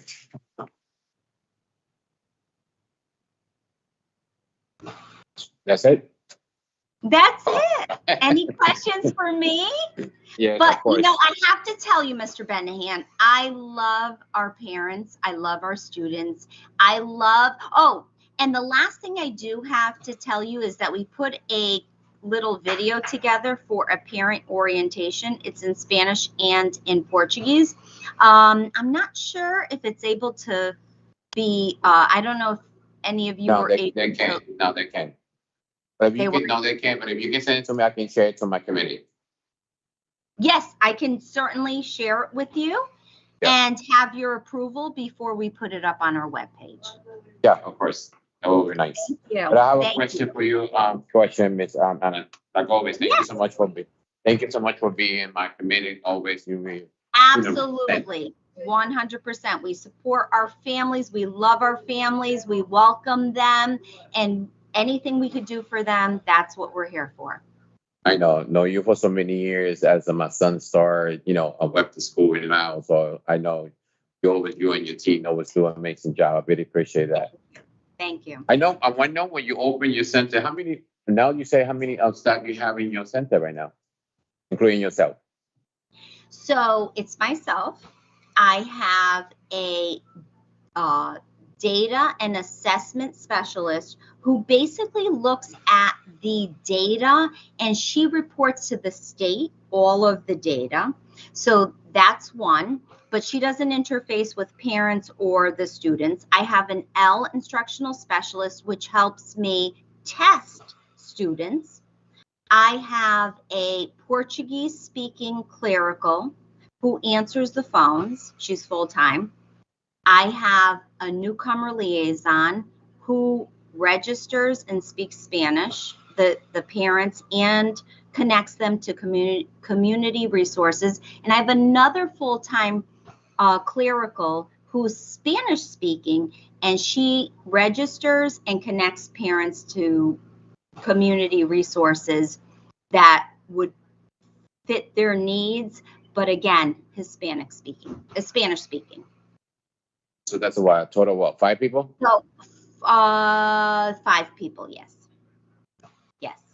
With 2 doing the registrations. Okay. Mhm.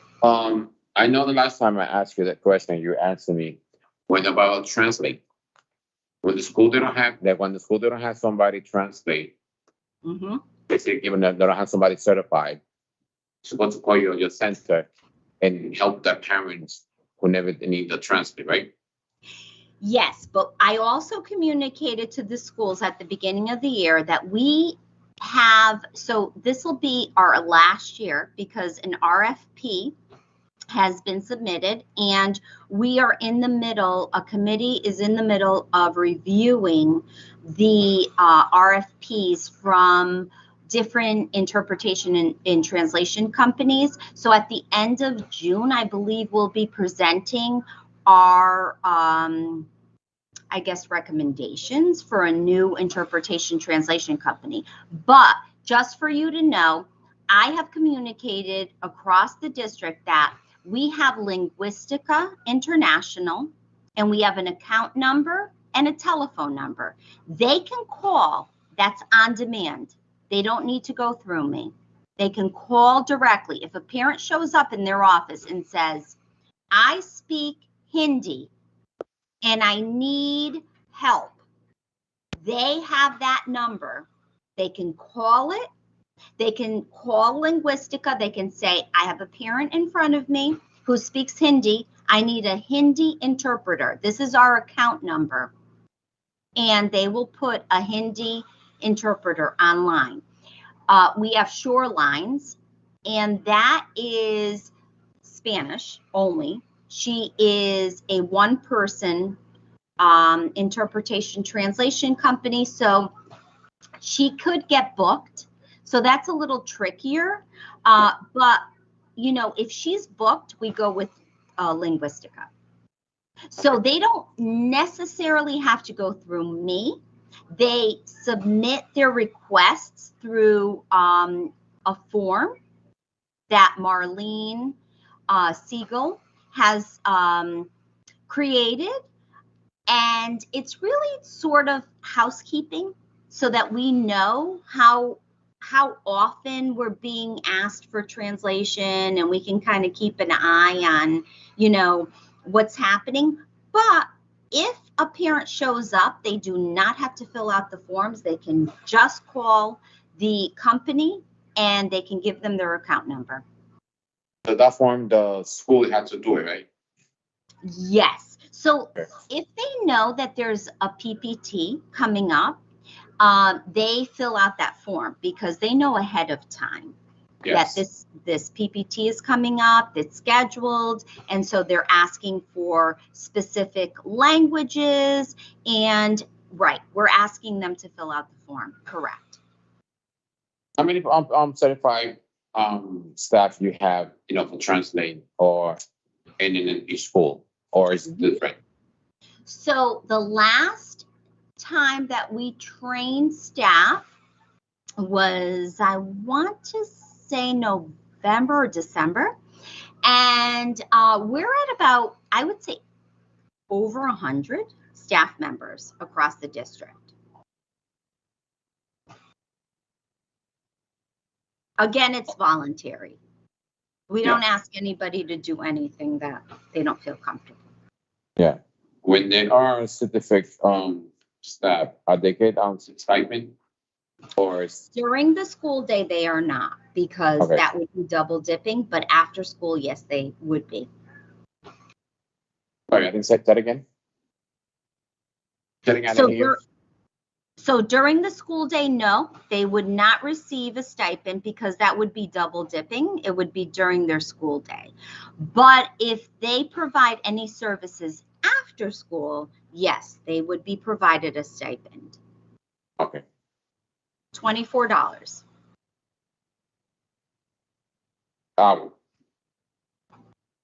$24 hour, $24. Per Okay. per hour. Mhm.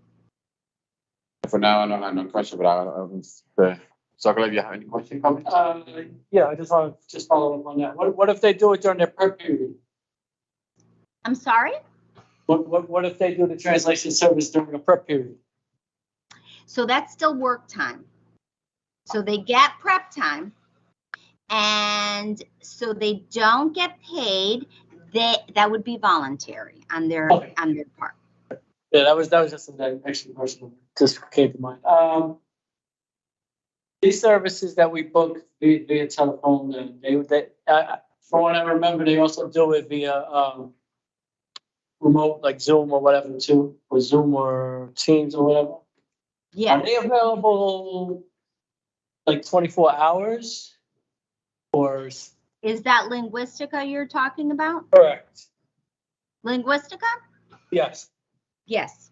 They are. Because the reason I'm asking is we got caught flat-footed at the last board meeting. We usually just have when needed a Spanish translator, but I think we got caught up with a couple of different languages because it was the adult learning center, and there was a lot of different languages. Had we anticipated other languages coming, maybe we could think about a sign-up process if somebody wants to speak on something a little early to give us a heads up of what translation they need. We could have them on call or something like that. Oh, absolutely. Yes, they are 24. They're available 24/7. Again, I think that they assume the education realm is not going to be past a certain hour, but you know, Linguistica has offered us on-demand services, and I can certainly pass along their number and their account number to the board members. Again, we ask that, you know, it just is used for our educational purposes. Absolutely. Yeah, maybe only share it with maybe the board chair, or just makes the superintendent has it or something. Mhm. So doesn't just get widely dispersed. Yeah, because we really got caught like that. I believe there was a Filipino that couldn't speak. And a couple of them. Sure. Like a couple of Asians that didn't have a chance to actually express themselves in the public meeting, which would be. How long would it take them to respond? Do they need lead time? So what they do is you call them, and typically they have a list of interpreters per language, and so they'll put you on hold and they reach out to those interpreters while they put you on hold. So there's about a 5-10 minute window max before they can find somebody. Oh, that's not bad. That will work. Actually, if we could put it on a public speaking. What speaking form do you require translation services? Wow. Okay, thank you. Oh wait, one more question. Yeah, one more question. You mentioned an increase of 1,000 plus or something for this year. Was that in visitors to the center or in the EL population as a whole? No, it's just the EL population. And most of our students that are coming are from South America, Central America. There's less, so we're reporting less students from Puerto Rico and from Dominican Republic. We're reporting more from Brazil, from Colombia, Guatemala, Honduras, El Salvador. Let's see, who am I forgetting? Mexico, yep. And so it's Central America right now. We're receiving many students unaccompanied, and many students and families that have left the Texas Immigration Center. So they were detained in Texas, and they've made their way up. So this is since the beginning of the year. So the numbers we got in the budget presentation have increased by 4% or so. Wow. And how often do they update the state numbers? Because this is a big part of the calculation for ECS. As far as I know, I believe that there's an upload to the state October. There's another one in January, and there's another one at the end of June. Yeah, I want to make sure we capture every dollar possible. Every dollar we're definitely entitled to because it's near and dear. It's. Whew. Yeah, thank you. Yes, thank you. Yes, Mayor, if you have any questions, any comments? Great presentation. Thank you. And congratulations to the scholarship winners. Thank you so much. Thank you. Thank you. Have a great When night. adult, it's Susan Martin. Yes. Yeah, question, when adult education, they need translate, because the last time they have a meeting and the bilingual department never show up. I have to translate in Spanish. There was another lady translating in Portuguese, and was another lady translating in French. And there was another people, they need to translate. So whoever's in charge in that the education, they're supposed to submit, send you the information that you translate, right? That's correct. I did receive, and that was my error, and I will take accountability for it. I did receive an email from the superintendent's secretary the few days before the meeting. However, that email went to my other box instead of my focused email box. So I didn't see the email. But when I spoke to her, I asked her moving forward if she wouldn't mind calling me to follow up with a reminder. But to answer your question, technically, the adult ed director could submit his own request and could call Linguistica himself. Yes. I just didn't know where we show up, because I know they're gonna have another meeting, so I want to let them know in advance, so they can let you know. Yes, And, and I am always available to troubleshoot. I just apologize. I didn't see that email. It went into my other email box. Yeah, thank you, I appreciate that. And one of the things is that just want to let you know that I know some parents, they need translate in the school. And sometimes I like parents, when parents told me, oh, Mr. Benningham, they don't want to help me, they cannot translate. They say they can have another day. And that make me sad, make me angry, but I say, no, that's why we have a bilingual department. Yes. The teacher or the principal, they're supposed to contact you and let you know, or the secretary, contact bilingual department so they can help you. So I don't know why some schools, they are saying, no, you have to take 2 days. We're not translate right now, or we don't have no people translate for you. Or when they translate, they don't translate correctly what the parents are saying. So that's why I asked if you had certified staff in the schools. Yes, we do. And the principals know who they are, and the teachers know who they are because they've attended the training. But you can always refer parents to the Newcomer Arrival Center. We can help them out. All right. No more comments, no more questions? All right. All right, Ms. Susan, thank you so much for everything. Thank you. I appreciate your help. Thank you. Thank Have a you good for night. all your support. Have a great night. Good night. All right, next on the agenda, we have our Bridgeport Caribbean Youth Leader update. The director, Mr. John Torres. Welcome, sir. Cecilia Rodriguez, Hello. development coordinator. Good evening, everyone. Good evening, I hope sir. everyone's awake and excited as I am. We are, that's what I'm here for. So first of all, I want to thank everyone involved with the Bridgeport Public Schools for the partnership. This year, 2023, Bridgeport Caribe Youth Leader celebrates 20th years of providing services to youth and families here in the city of Bridgeport. I want to thank Board Member Joe, Alberto, Ms. Casimir. I have not met you yet, but I'm looking forward to meeting you and speaking with you because your thoughts are very impactful for me and what you said because you're very student and parent centric, and I love that. Also, Also, the other piece is that, you know, we, as we have journeyed these 20 years, one of the things that helped us get to where we're at is the fact that our partnerships and collaborations, none other is more important than the one we have today with the Bridgeport Public Schools, which started last school year. And Superintendent Parent, Carly DeYoung, Theo Planas, you know, and Lynn Stevens.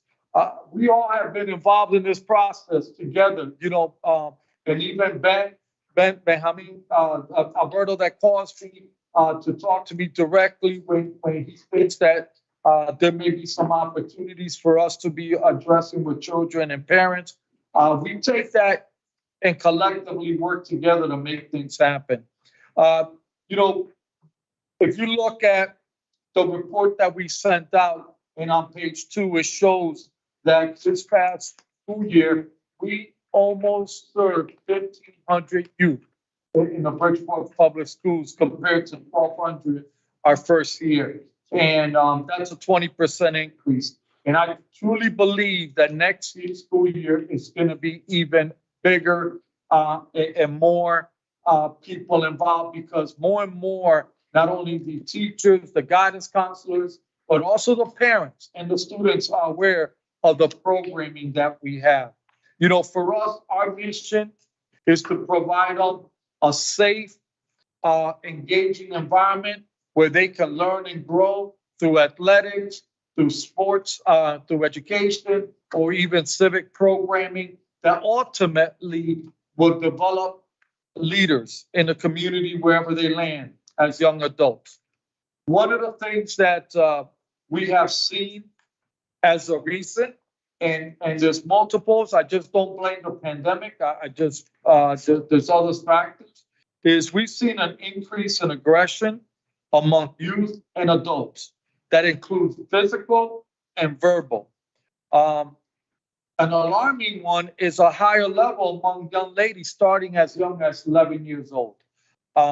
So one of the things that we're incorporating at Bridgeport Caribe Youth Leaders is some training. I know Liz Stevens and I have been talking about not only for staff, but also for parents and our youth around restorative practices. But also, I spoke with the current chief of police and talked about conflict resolution, de-escalation, conversation training for the populations that I just alluded to. And I think it's important for us to all work collectively together, because as I tell the parents, because we have a parent meeting before every start of a program, and where we explain expectations, we talk about what they can expect from them. They tell us what they would want from us, but it's more of a partnership. It's a partnership between Caribe, the parents, the child, but also the other stakeholders like the school, the churches, and so on. So I think that when we set these expectations, the follow-up is important, and this is where the training piece comes into. So we're looking into that. In fact, for girls, we are for the first time are going to provide, starting on this July, a basketball program for girls only. And we're going to have it throughout the year that starts at low as grades 3 all the way through high school senior year. They're going to be playing at different times so that doesn't conflict with the school teams. But more importantly, we're incorporating a girls empowerment curriculum into this program.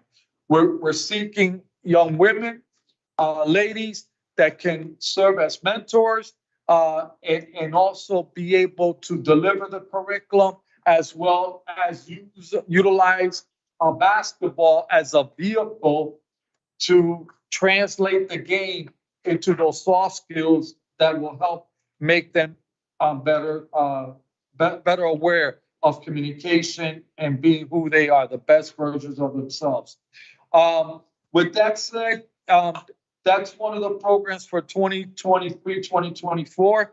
We're also gonna be incorporating financial literacy in all our high school programs. We're finding that, that many of our high school students, can benefit from basic budgeting to saving, to investing, and really making them aware of this. And, we're speaking right now with financial institutions that are going to provide this type of training workshop. I know I had already a conversation with Dr. Ariella, also Mr. Brown and Harding, and trying to incorporate this for their students. Our coding esports program that we've been doing it for middle school from grade 6 to 8. We're looking to pilot it this summer to high school students, and then doing it next year, this coming September at a high school, and maybe expanding for there. Some real exciting program there. Also, our trade assessment program, we're looking to put more teeth. With all respect to board member, I don't want to mess up your last name, Joe. I would say this, at Caribe, our goal is to provide access, exposure to all opportunities when students start, whether in 8th grade, so that when they become in high school, they will be exposed to a college career pathway. And if that's not for them, then a vocation like the trades, and we partner with the trades. If that's not for them, entrepreneurship. We got a great young entrepreneurship leadership training program. And if that's not for them, then let's talk about the military. Ain't nothing wrong with that. The goal is that by senior year, we want all high school students that go through Bridgeport Caribe Youth Leaders program to really know what pathway they're going to take when they graduate. Don't wait till graduation like I did to try to figure it out. Know it at senior year, so this way they would know what needs that are required, what financial needs they're going to need, all those resources and whatnot. And talking about the trade assessment program, we're finding through this journey in 2 years, and by the way, we've had two students become apprentices. One of the things is that many of our high school students do not have a driver's license. And the thing is, to become an apprentice, you really need that, because you need to have a vehicle in order to be able to, at moment's notice, move from one job to another. So cross your fingers, because if this happens, we could be getting someone that's going to fund a driver's ed program for this program for the trade. So the students, after successfully completing the trade assessment, then we'll get a driver's ed, hopefully. And then, of course, we got the financial literacy that's going to teach them about saving and whatnot. And that is the goal. And if it's real successful, hopefully we can expand it to other high school programs. With that, one of the things is we're vested in the district. Back in September, we hosted Hispanic Heritage Month. We brought a play called La Gringa from Repertorio Español out of New York that declined. And we had almost 1,000 attendees. The beautiful thing is we had almost 100 of them from Cesar Batalla School. We invited the parents, the students to come. They had a great time. We're looking forward to doing that again this year. I was there. It was amazing. Yeah, that's right. I bet that you were there. Exactly. And it was great. We're hoping to bring something like that, that's enrichment, family orientated, that both family and the youth can learn and grow. This coming June 2nd, we're hosting Read Aloud Day, Caribe Read Aloud Day at Cesar Batalla. We purchased the books for the students. We have the volunteers already scheduled, and we also even paying for the breakfast. Also, this next week, May 30th, the in-school tutoring. I invite all of you. We're gonna send you the invites to this at 6 p.m. at Vazi's 19th hole. We're gonna be doing appreciation for our volunteers and teachers, volunteer tutors that took part of our in-school tutoring program. Incredible. We had 131 tutors when a year ago, we were less than 70. And we're hoping that we're gonna get to 150 next year plus. We've already started working and a result of our work with universities and also companies. They have provided employees and staff to serve as tutors and mentors. It's been great. We more than doubled the number of students, or well, I think we doubled the number of students for participants to 503. And there's testimonials there from teachers that talk about the impact that this program is having. The other thing is that we awarded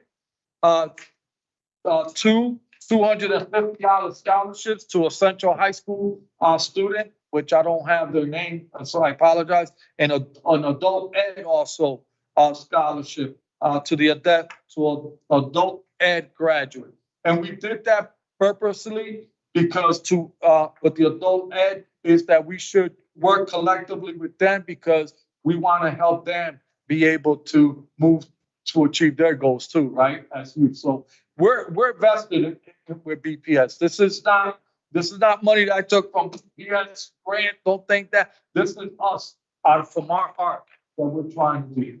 And we do this the same way we do the other things that I talked to previously. You know, one of the things that proved well last year was the introduction of a math and ELA tutoring program in the summer. It went very, very well. In fact, we're expanding it this year where we're gonna work more with the 8th graders on transitioning to high school, what to expect. You know, because just like a senior goes to college, that's like a huge transition the same way it's here. Because we're getting feedback from our parents that some of the kids are behind right from the get-go. So here we are. We're going to try to set expectations with them, level set where they're at, work with their parents and whatnot. And the other thing that we incorporated in our tutoring program for the Saturday Academy is IXL Online. That is a online that we program, a curriculum that works amongst a bunch of curriculums, but we focus on math and reading retention. And what we do is they work part of it on the Saturday Academy, but then they also take it home. They could utilize it because they got a login from their home. We track it. Our director of education tracks it. She encourages the parents to get involved. And what a big difference we're seeing when the parents get engaged, just helping them. So there's a little accountability on the parent side that, you know, you can't leave your child alone doing this. You got to make sure that following and it checks progress from stage to stage as they increase in different stages. It gets obviously more difficult so that it matches up to ultimately for them to get to grade level. So we had that, and with that said, we're about measuring results and data. I'm going to turn it over to Cecilia Rodriguez, who's going to speak to us about how we measure not only for client satisfaction, which is the student, right, but also social emotional. All right, what they're getting out of our programs for that. So if you're turned into your packets, the SEL capacity is outlined in the last 2 pages. We will implement pre and post surveys through the Hello Insight, which is an online survey tool.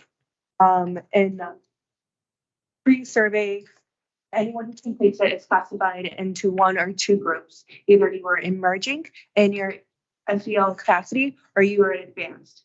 And when we have them complete the post survey, they match up post and pre to determine where that growth was. So obviously, if you're emerging, the want is for these youth to grow, but also as well as in advance, because everyone has the capacity to continue to grow, and we want to see that.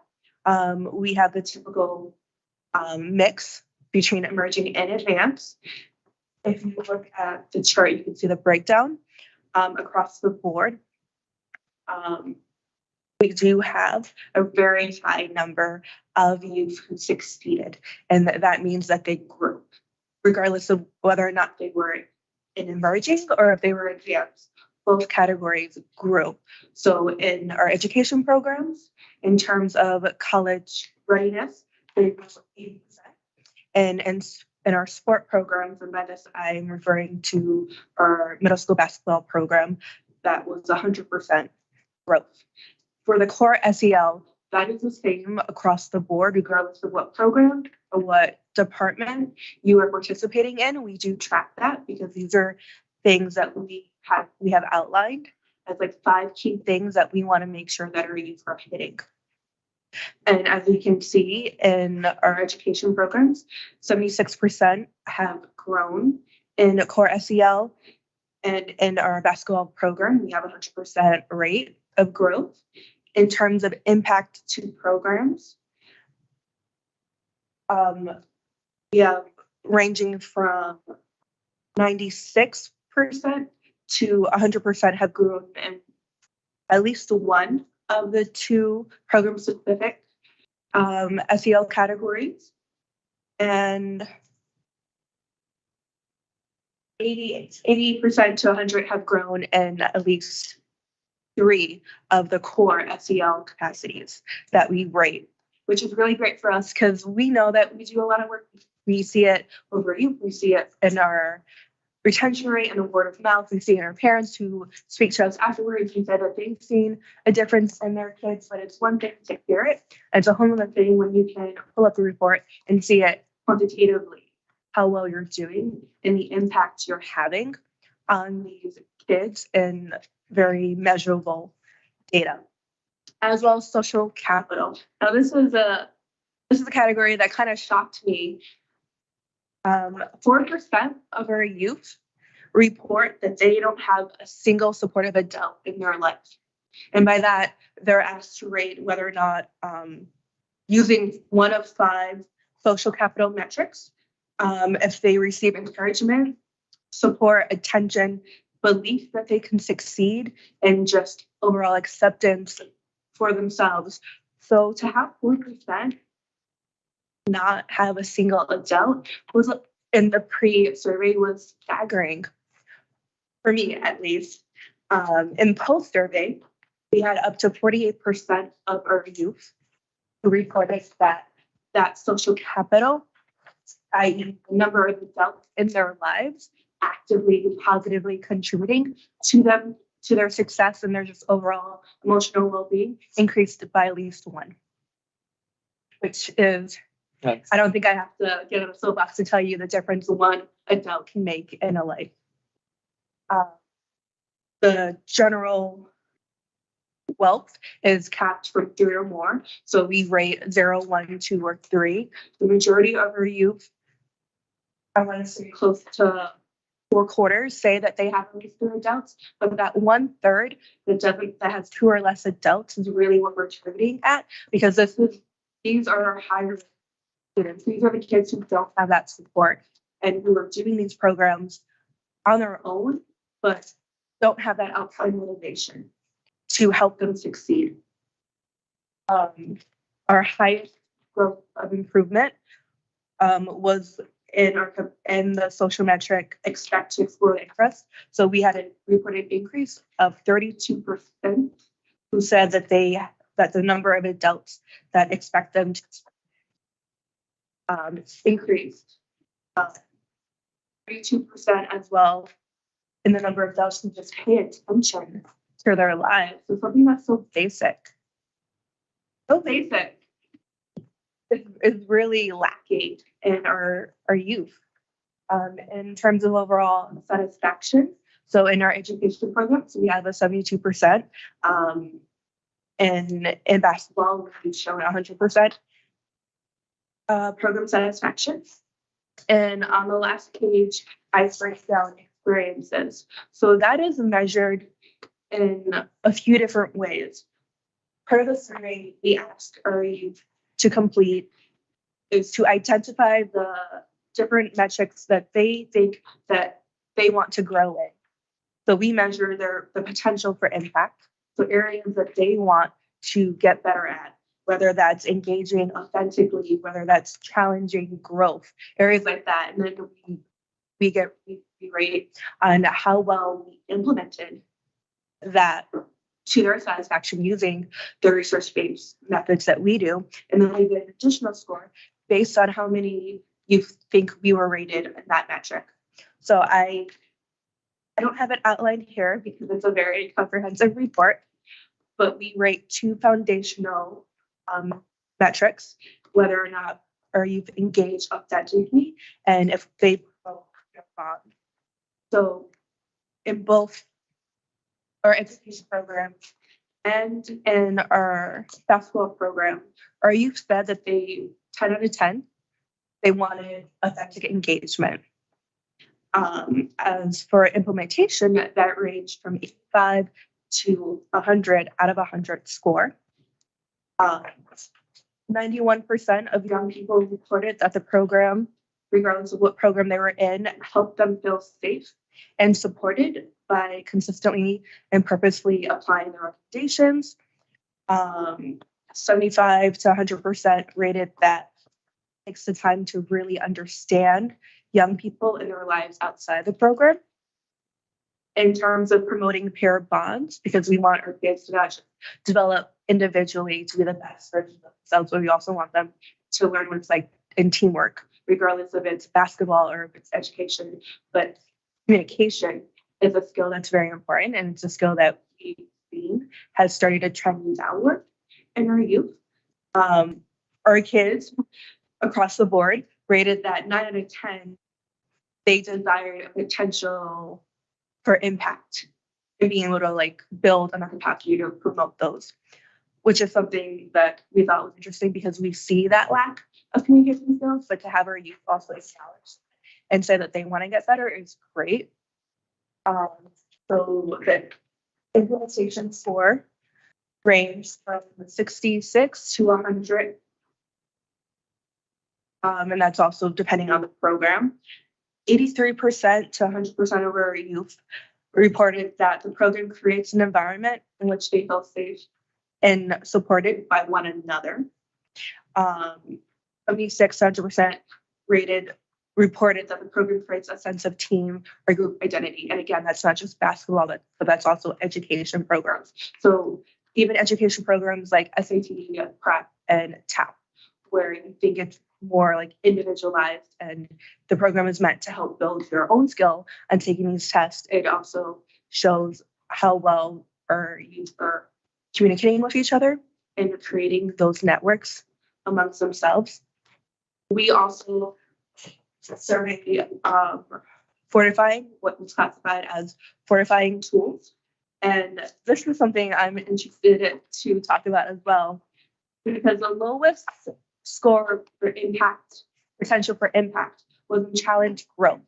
So in our interpretation, that meant that regardless if you were, even if you were in an education program, our youth didn't want to be challenged. They were in it for one particular reason. That's it. They didn't want to learn something new. They didn't want to like go beyond that.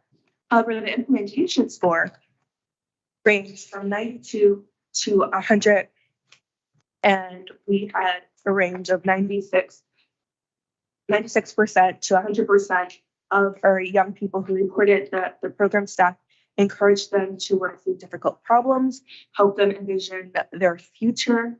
So for us, that's fantastic because this is something that they didn't go in wanting, but we're able to hit that metric and we're hitting a need that they don't even themselves have identified as a need that's important for them. Yeah, that's a basic rundown. We're happy to talk about our data in more detail. You can reach out, but if you have any questions. Thank you, Ms. Rodriguez. I appreciate your report, and thank you, Mr. Torres. You know, always your report, you know, very clarifying and everything. Only one thing I can say about your respect, I know your Father from heaven has to be so proud of you. Thank you. So yeah, I can say that. But I open the floor to the question coming, Mr. Suckley. Yes, question. The 1,500, approximately 1,500 students, that's, all traditional public schools, or is that account the other portion of the program? It No. depends on the program. You talk, but no, this for public schools. The This data, public school. right, the data collection. Yeah, the data collection, no, we served close to 1,800 last year, so we don't, this is what we're giving you is what we do just for specific. The only other student is Fairchild Wheeler, or if they're in that school, you know, they may not be residents of Bridgeport, but that's considered. And then we have the young entrepreneurship leadership training. That is, that's not covered under this grant, that's covered under city grant, so any city student can take advantage. Right, yeah, that was the next thing I was gonna ask, as far as grant funding, is any of it ESSER funds? Yes. Yeah, this is a. Yeah, that'd be a big portion, and what happens when? Well, that's what the conversation we're gonna have to, have like real quick, cause I'm with you. I was at the state capitol, Cecilia and I were, at the state capitol a couple of weeks ago, right? Or last week? Yeah, last week. And exactly what you were talking about, we were talking about, which was, you know, the topic was around mental health and housing, but it came back to education and the need for us to have money to be able, and what's gonna happen, you know, we call that the fiscal cliff on July 1st, but you know, so what, all the great work that we're accomplishing, just like I can't even fathom the guidance department losing 10 guidance counselors. That's just to me, very concerning as a citizen, as a parent. And I see how hard these guidance counselors work. I see how the teachers work ultra hard. I mean, I'm in the schools visiting all the time. And I'll tell you, I am impressed when I go into the Bridgeport Public Schools and see what's taking place, you know. But it's a lack of resources that really creates that gap and that divide. That's where we're trying to fill in. However, it takes money. And, you know, I know that they're talking about the 16 million that probably is coming from that. But, you know, and for what I understand, speaking with the superintendent, that's not enough. You know, so we're going to have some conversations because we could be in the same boat that all these great programs we're providing, we might not be able to sustain them on ourselves, you know? Final question, tell us a little about, and I know kids don't just show up and play baseball, play basketball, they got some parameters they gotta meet. Yeah, we have a code of conduct. I mean, people gotta, but we right from day one, we insist on parent engagement and involvement, right? Whether that's them, you know, they got to bring them to practice or to tutoring or to whatever, and they got to be present, engaged somehow. Whether that's, you know, volunteering, cheering them on, or following up on schoolwork and making sure that they read the emails, the communications that we send to them about what's going on. That's all part of the dynamic. I think, you know, we are looking into taking a deeper dive today. We're living in I will say this, and I say it with a lot of pride, Caribe has been blessed by God by surrounding us with great people, with like-minded, but also because we have a culture of family and love. That's all I know. You know, it's family and love, and we need more love in this world. You know, it's becoming so polarizing that, you know, it starts getting in the way. And I don't want to get into my soapbox right now, Joe, but you know, I think what the key is, and I was at Southern Connecticut State University today, and was speaking with the chair of the nursing, and they're talking about, and I looked at the complex, and I said, man, this is beautiful. I want to see how we can get our kids that are interested in health to come up here and look at it, right? And the sciences. And the thing is that, you know, she made a comment to me that broke my heart. And she says, you know, they read recommendation letters from students that want to get into the nursing program.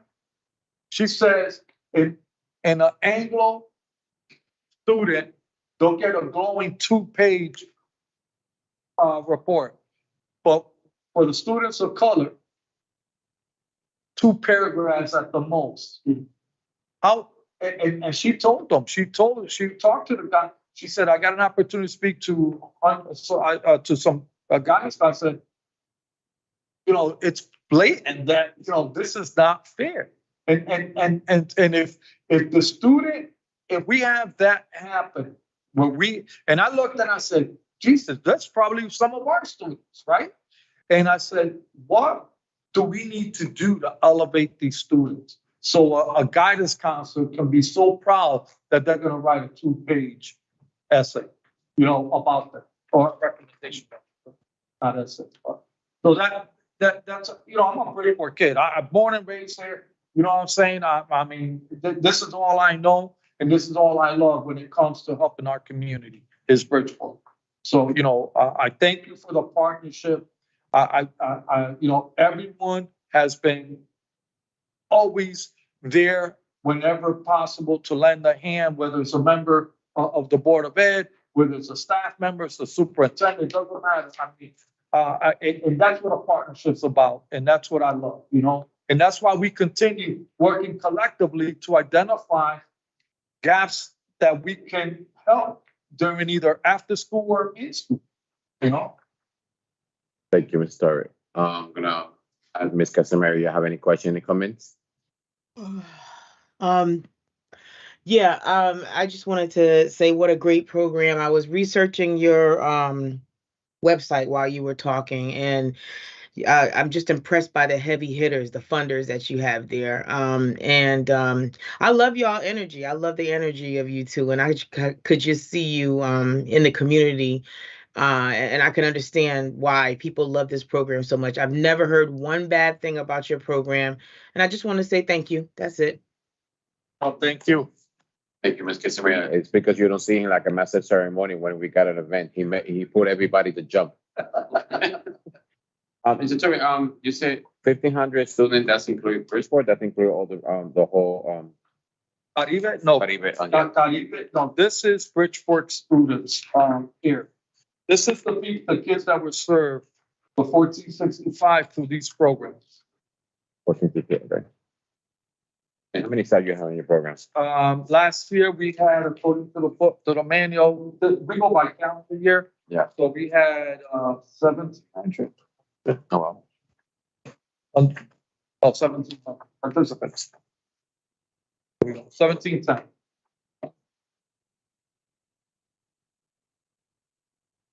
Mr. Torre and Mr. Rodriguez, thank you so much. I appreciate your report, like always, you know. You're welcome. Thank you for your time, you know, and you did it like always, a great report. I really appreciate that. Thank you. Have a good night. Have a great holiday. When you say you sang, sorry, the read aloud and says about what time it's gonna be? What? There's about the read. Read aloud is June 2nd. What time? Friday. Wait, what time? Oh, Friday. What time? 9 a.m. 9 a.m. Breakfast 9 a.m. orientation, and then start reading at 9:30. All right. Thank you. Appreciate it. Thank you, sir. Thank you. Have a great night. Okay, the last thing we have it in our agenda is the P10 vendors and workshops. And thank you, sir. And educator program, just you, Ms. Lane?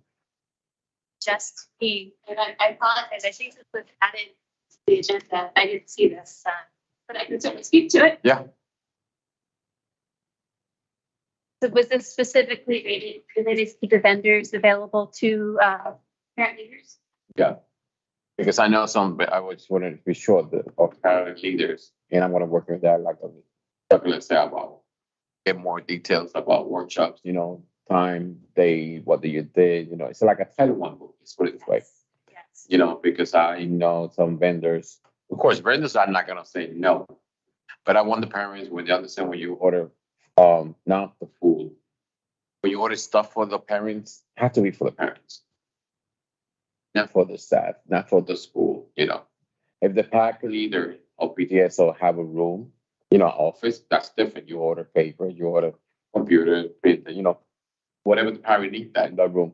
But at some leaders, we don't have, they don't have no room. They have to share, And I'm very tired and sick. They are using the money for something they don't support the parents. And that's why I bring it, because, I'm always saying this in every time the meeting. But the next time, when we come the budget, I'm going to be more. I want to use do a Title I book. How you spend the money, what was your vendor, like Circular said, your workshop, your sign sheet, your minutes, stuff like that. So, that's why I'm worried about the vendors, Of course, the vendor's not going to tell you, no, okay, can it? No, of course, the vendor's going to say yes. So that's what I'm worried about. Understood. Okay. And the P10, I know we spoke about that. That's the order. I know Miss Vasquez, she's still here. She did the P10, and I helped her to do a P10 when they do orders, when they do vendors. As give an example, like Cinco de Mayo, Mr. Brandon, the team, okay, I think he sent the code. She do the P10. She prepare everything. She write everything there. The code, the principal, and the PTSO the pack sign. The principal have a copy, and the PTSO have a copy, so they can know where the money go. The other what P10 the secretary do, that's different because that goes straight to the downtown, the form staff, right? Yes. That's different. But the PTSO and the pack, they have to do that P10. I did it for so many years. It was not issue, wasn't a problem, and then the leader they can know how much money they got left. So it's very important that we use that. And when we come back, I know we talk about that, so I'm going to talk with Sharon to be sure. We can have the training. The leader, I will, glad help them and show you, guys how to do everything. Do it. It's very something simple. Yeah. But it's a document that the leader and the school, the principal will have it for the record. Because I know so many issues. We find out that our leader never ordered nothing. I never give permission for that. Who signed my name for that?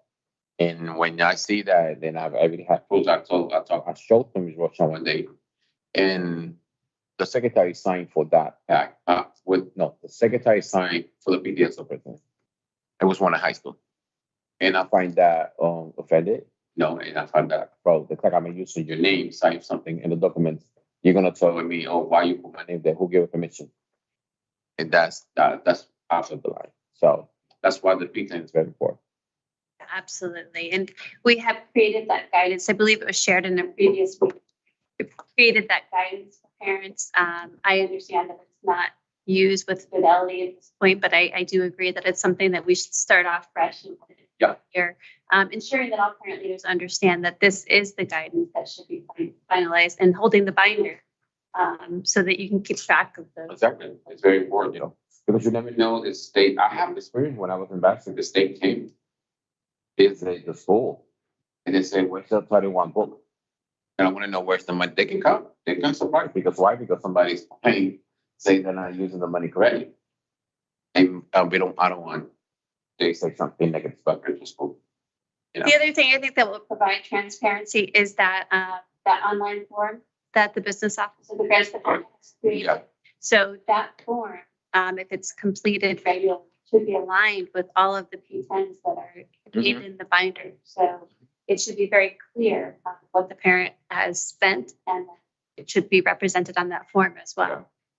And the last thing about the workshops, you heard me when I said about preschool. We have to understand, and big workshop for this family, be sure that, educate, what things that they want to know, talk about it, I'm talking about bullying. It can be anything what parent, second language, anything what parent want. And come to the pack leader or the PTA. So listen, I want to talk about this. What you think you can do a workshop? It's very important. Parents something ask for. Yes. That was one of the first activities we did at our roundtable last year. We did a poster walk and we had parents sign up for activities that they've done. I was actually looking at the document. We post the document on Teams and it's a document that indicates vendors for food. It indicates vendors for academic materials. It indicates vendors for events. I did notice when you were talking about this earlier that the vendors for events is very small, very limited. So we need parents to share that information because they're the best resource. They're the ones that are using these vendors. So we can build on that in the upcoming year. But it is a pretty comprehensive document and it's located on the parent team. Which I also bring a hard copy to each of the roundtables in case parents ask for that because it is a frequently asked for form. Thank you. Mr. Zucker, do you have any questions? No questions, thank you. Ms. Casimiro, you have any questions or comments? None, thank you. Mr. Plana? No question. No, this is funny, but she put me the hand up. I just want to know, Ms. Vasquez, you want to say something? You need the PTSL for us. Say that working on the Peterson forms gave me great experience. Thank you, Mr. Albert, for time for showing me how to do the P10s on the proper way. Now that I know how to do it, I'm going to continue doing my best and what I do. I love going for the school and for the children. Thank you, Ms. Vasquez. Appreciate that. Ms. Behan is super supportive, but please know also that Carly Reyes and myself are available. I have a handful of parents that call me regularly to ask questions, and we're happy to support them. You're welcome. So I appreciate that. By the way, I want to say thank you before I done Ms. Vasquez because she did her last year passing high school because her daughter graduated this year too. But I appreciate all your hard work. You never give up. You're always there from the top. I really appreciate your dedication for Bassett High School as a PTSO president. I really thank you for everything.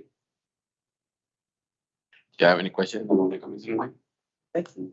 So I'm going to motion for adjourn this meeting. So moved. Oh my gosh, you voted for it. All in favor? No favor? Aye. Over report disconnected. I want to say thank you for everyone. I'll see you soon when we come back and have a great summer, everyone, and God bless you all. Thank you. Thank you, Mr. Blanco. On this chair, I keep forgetting.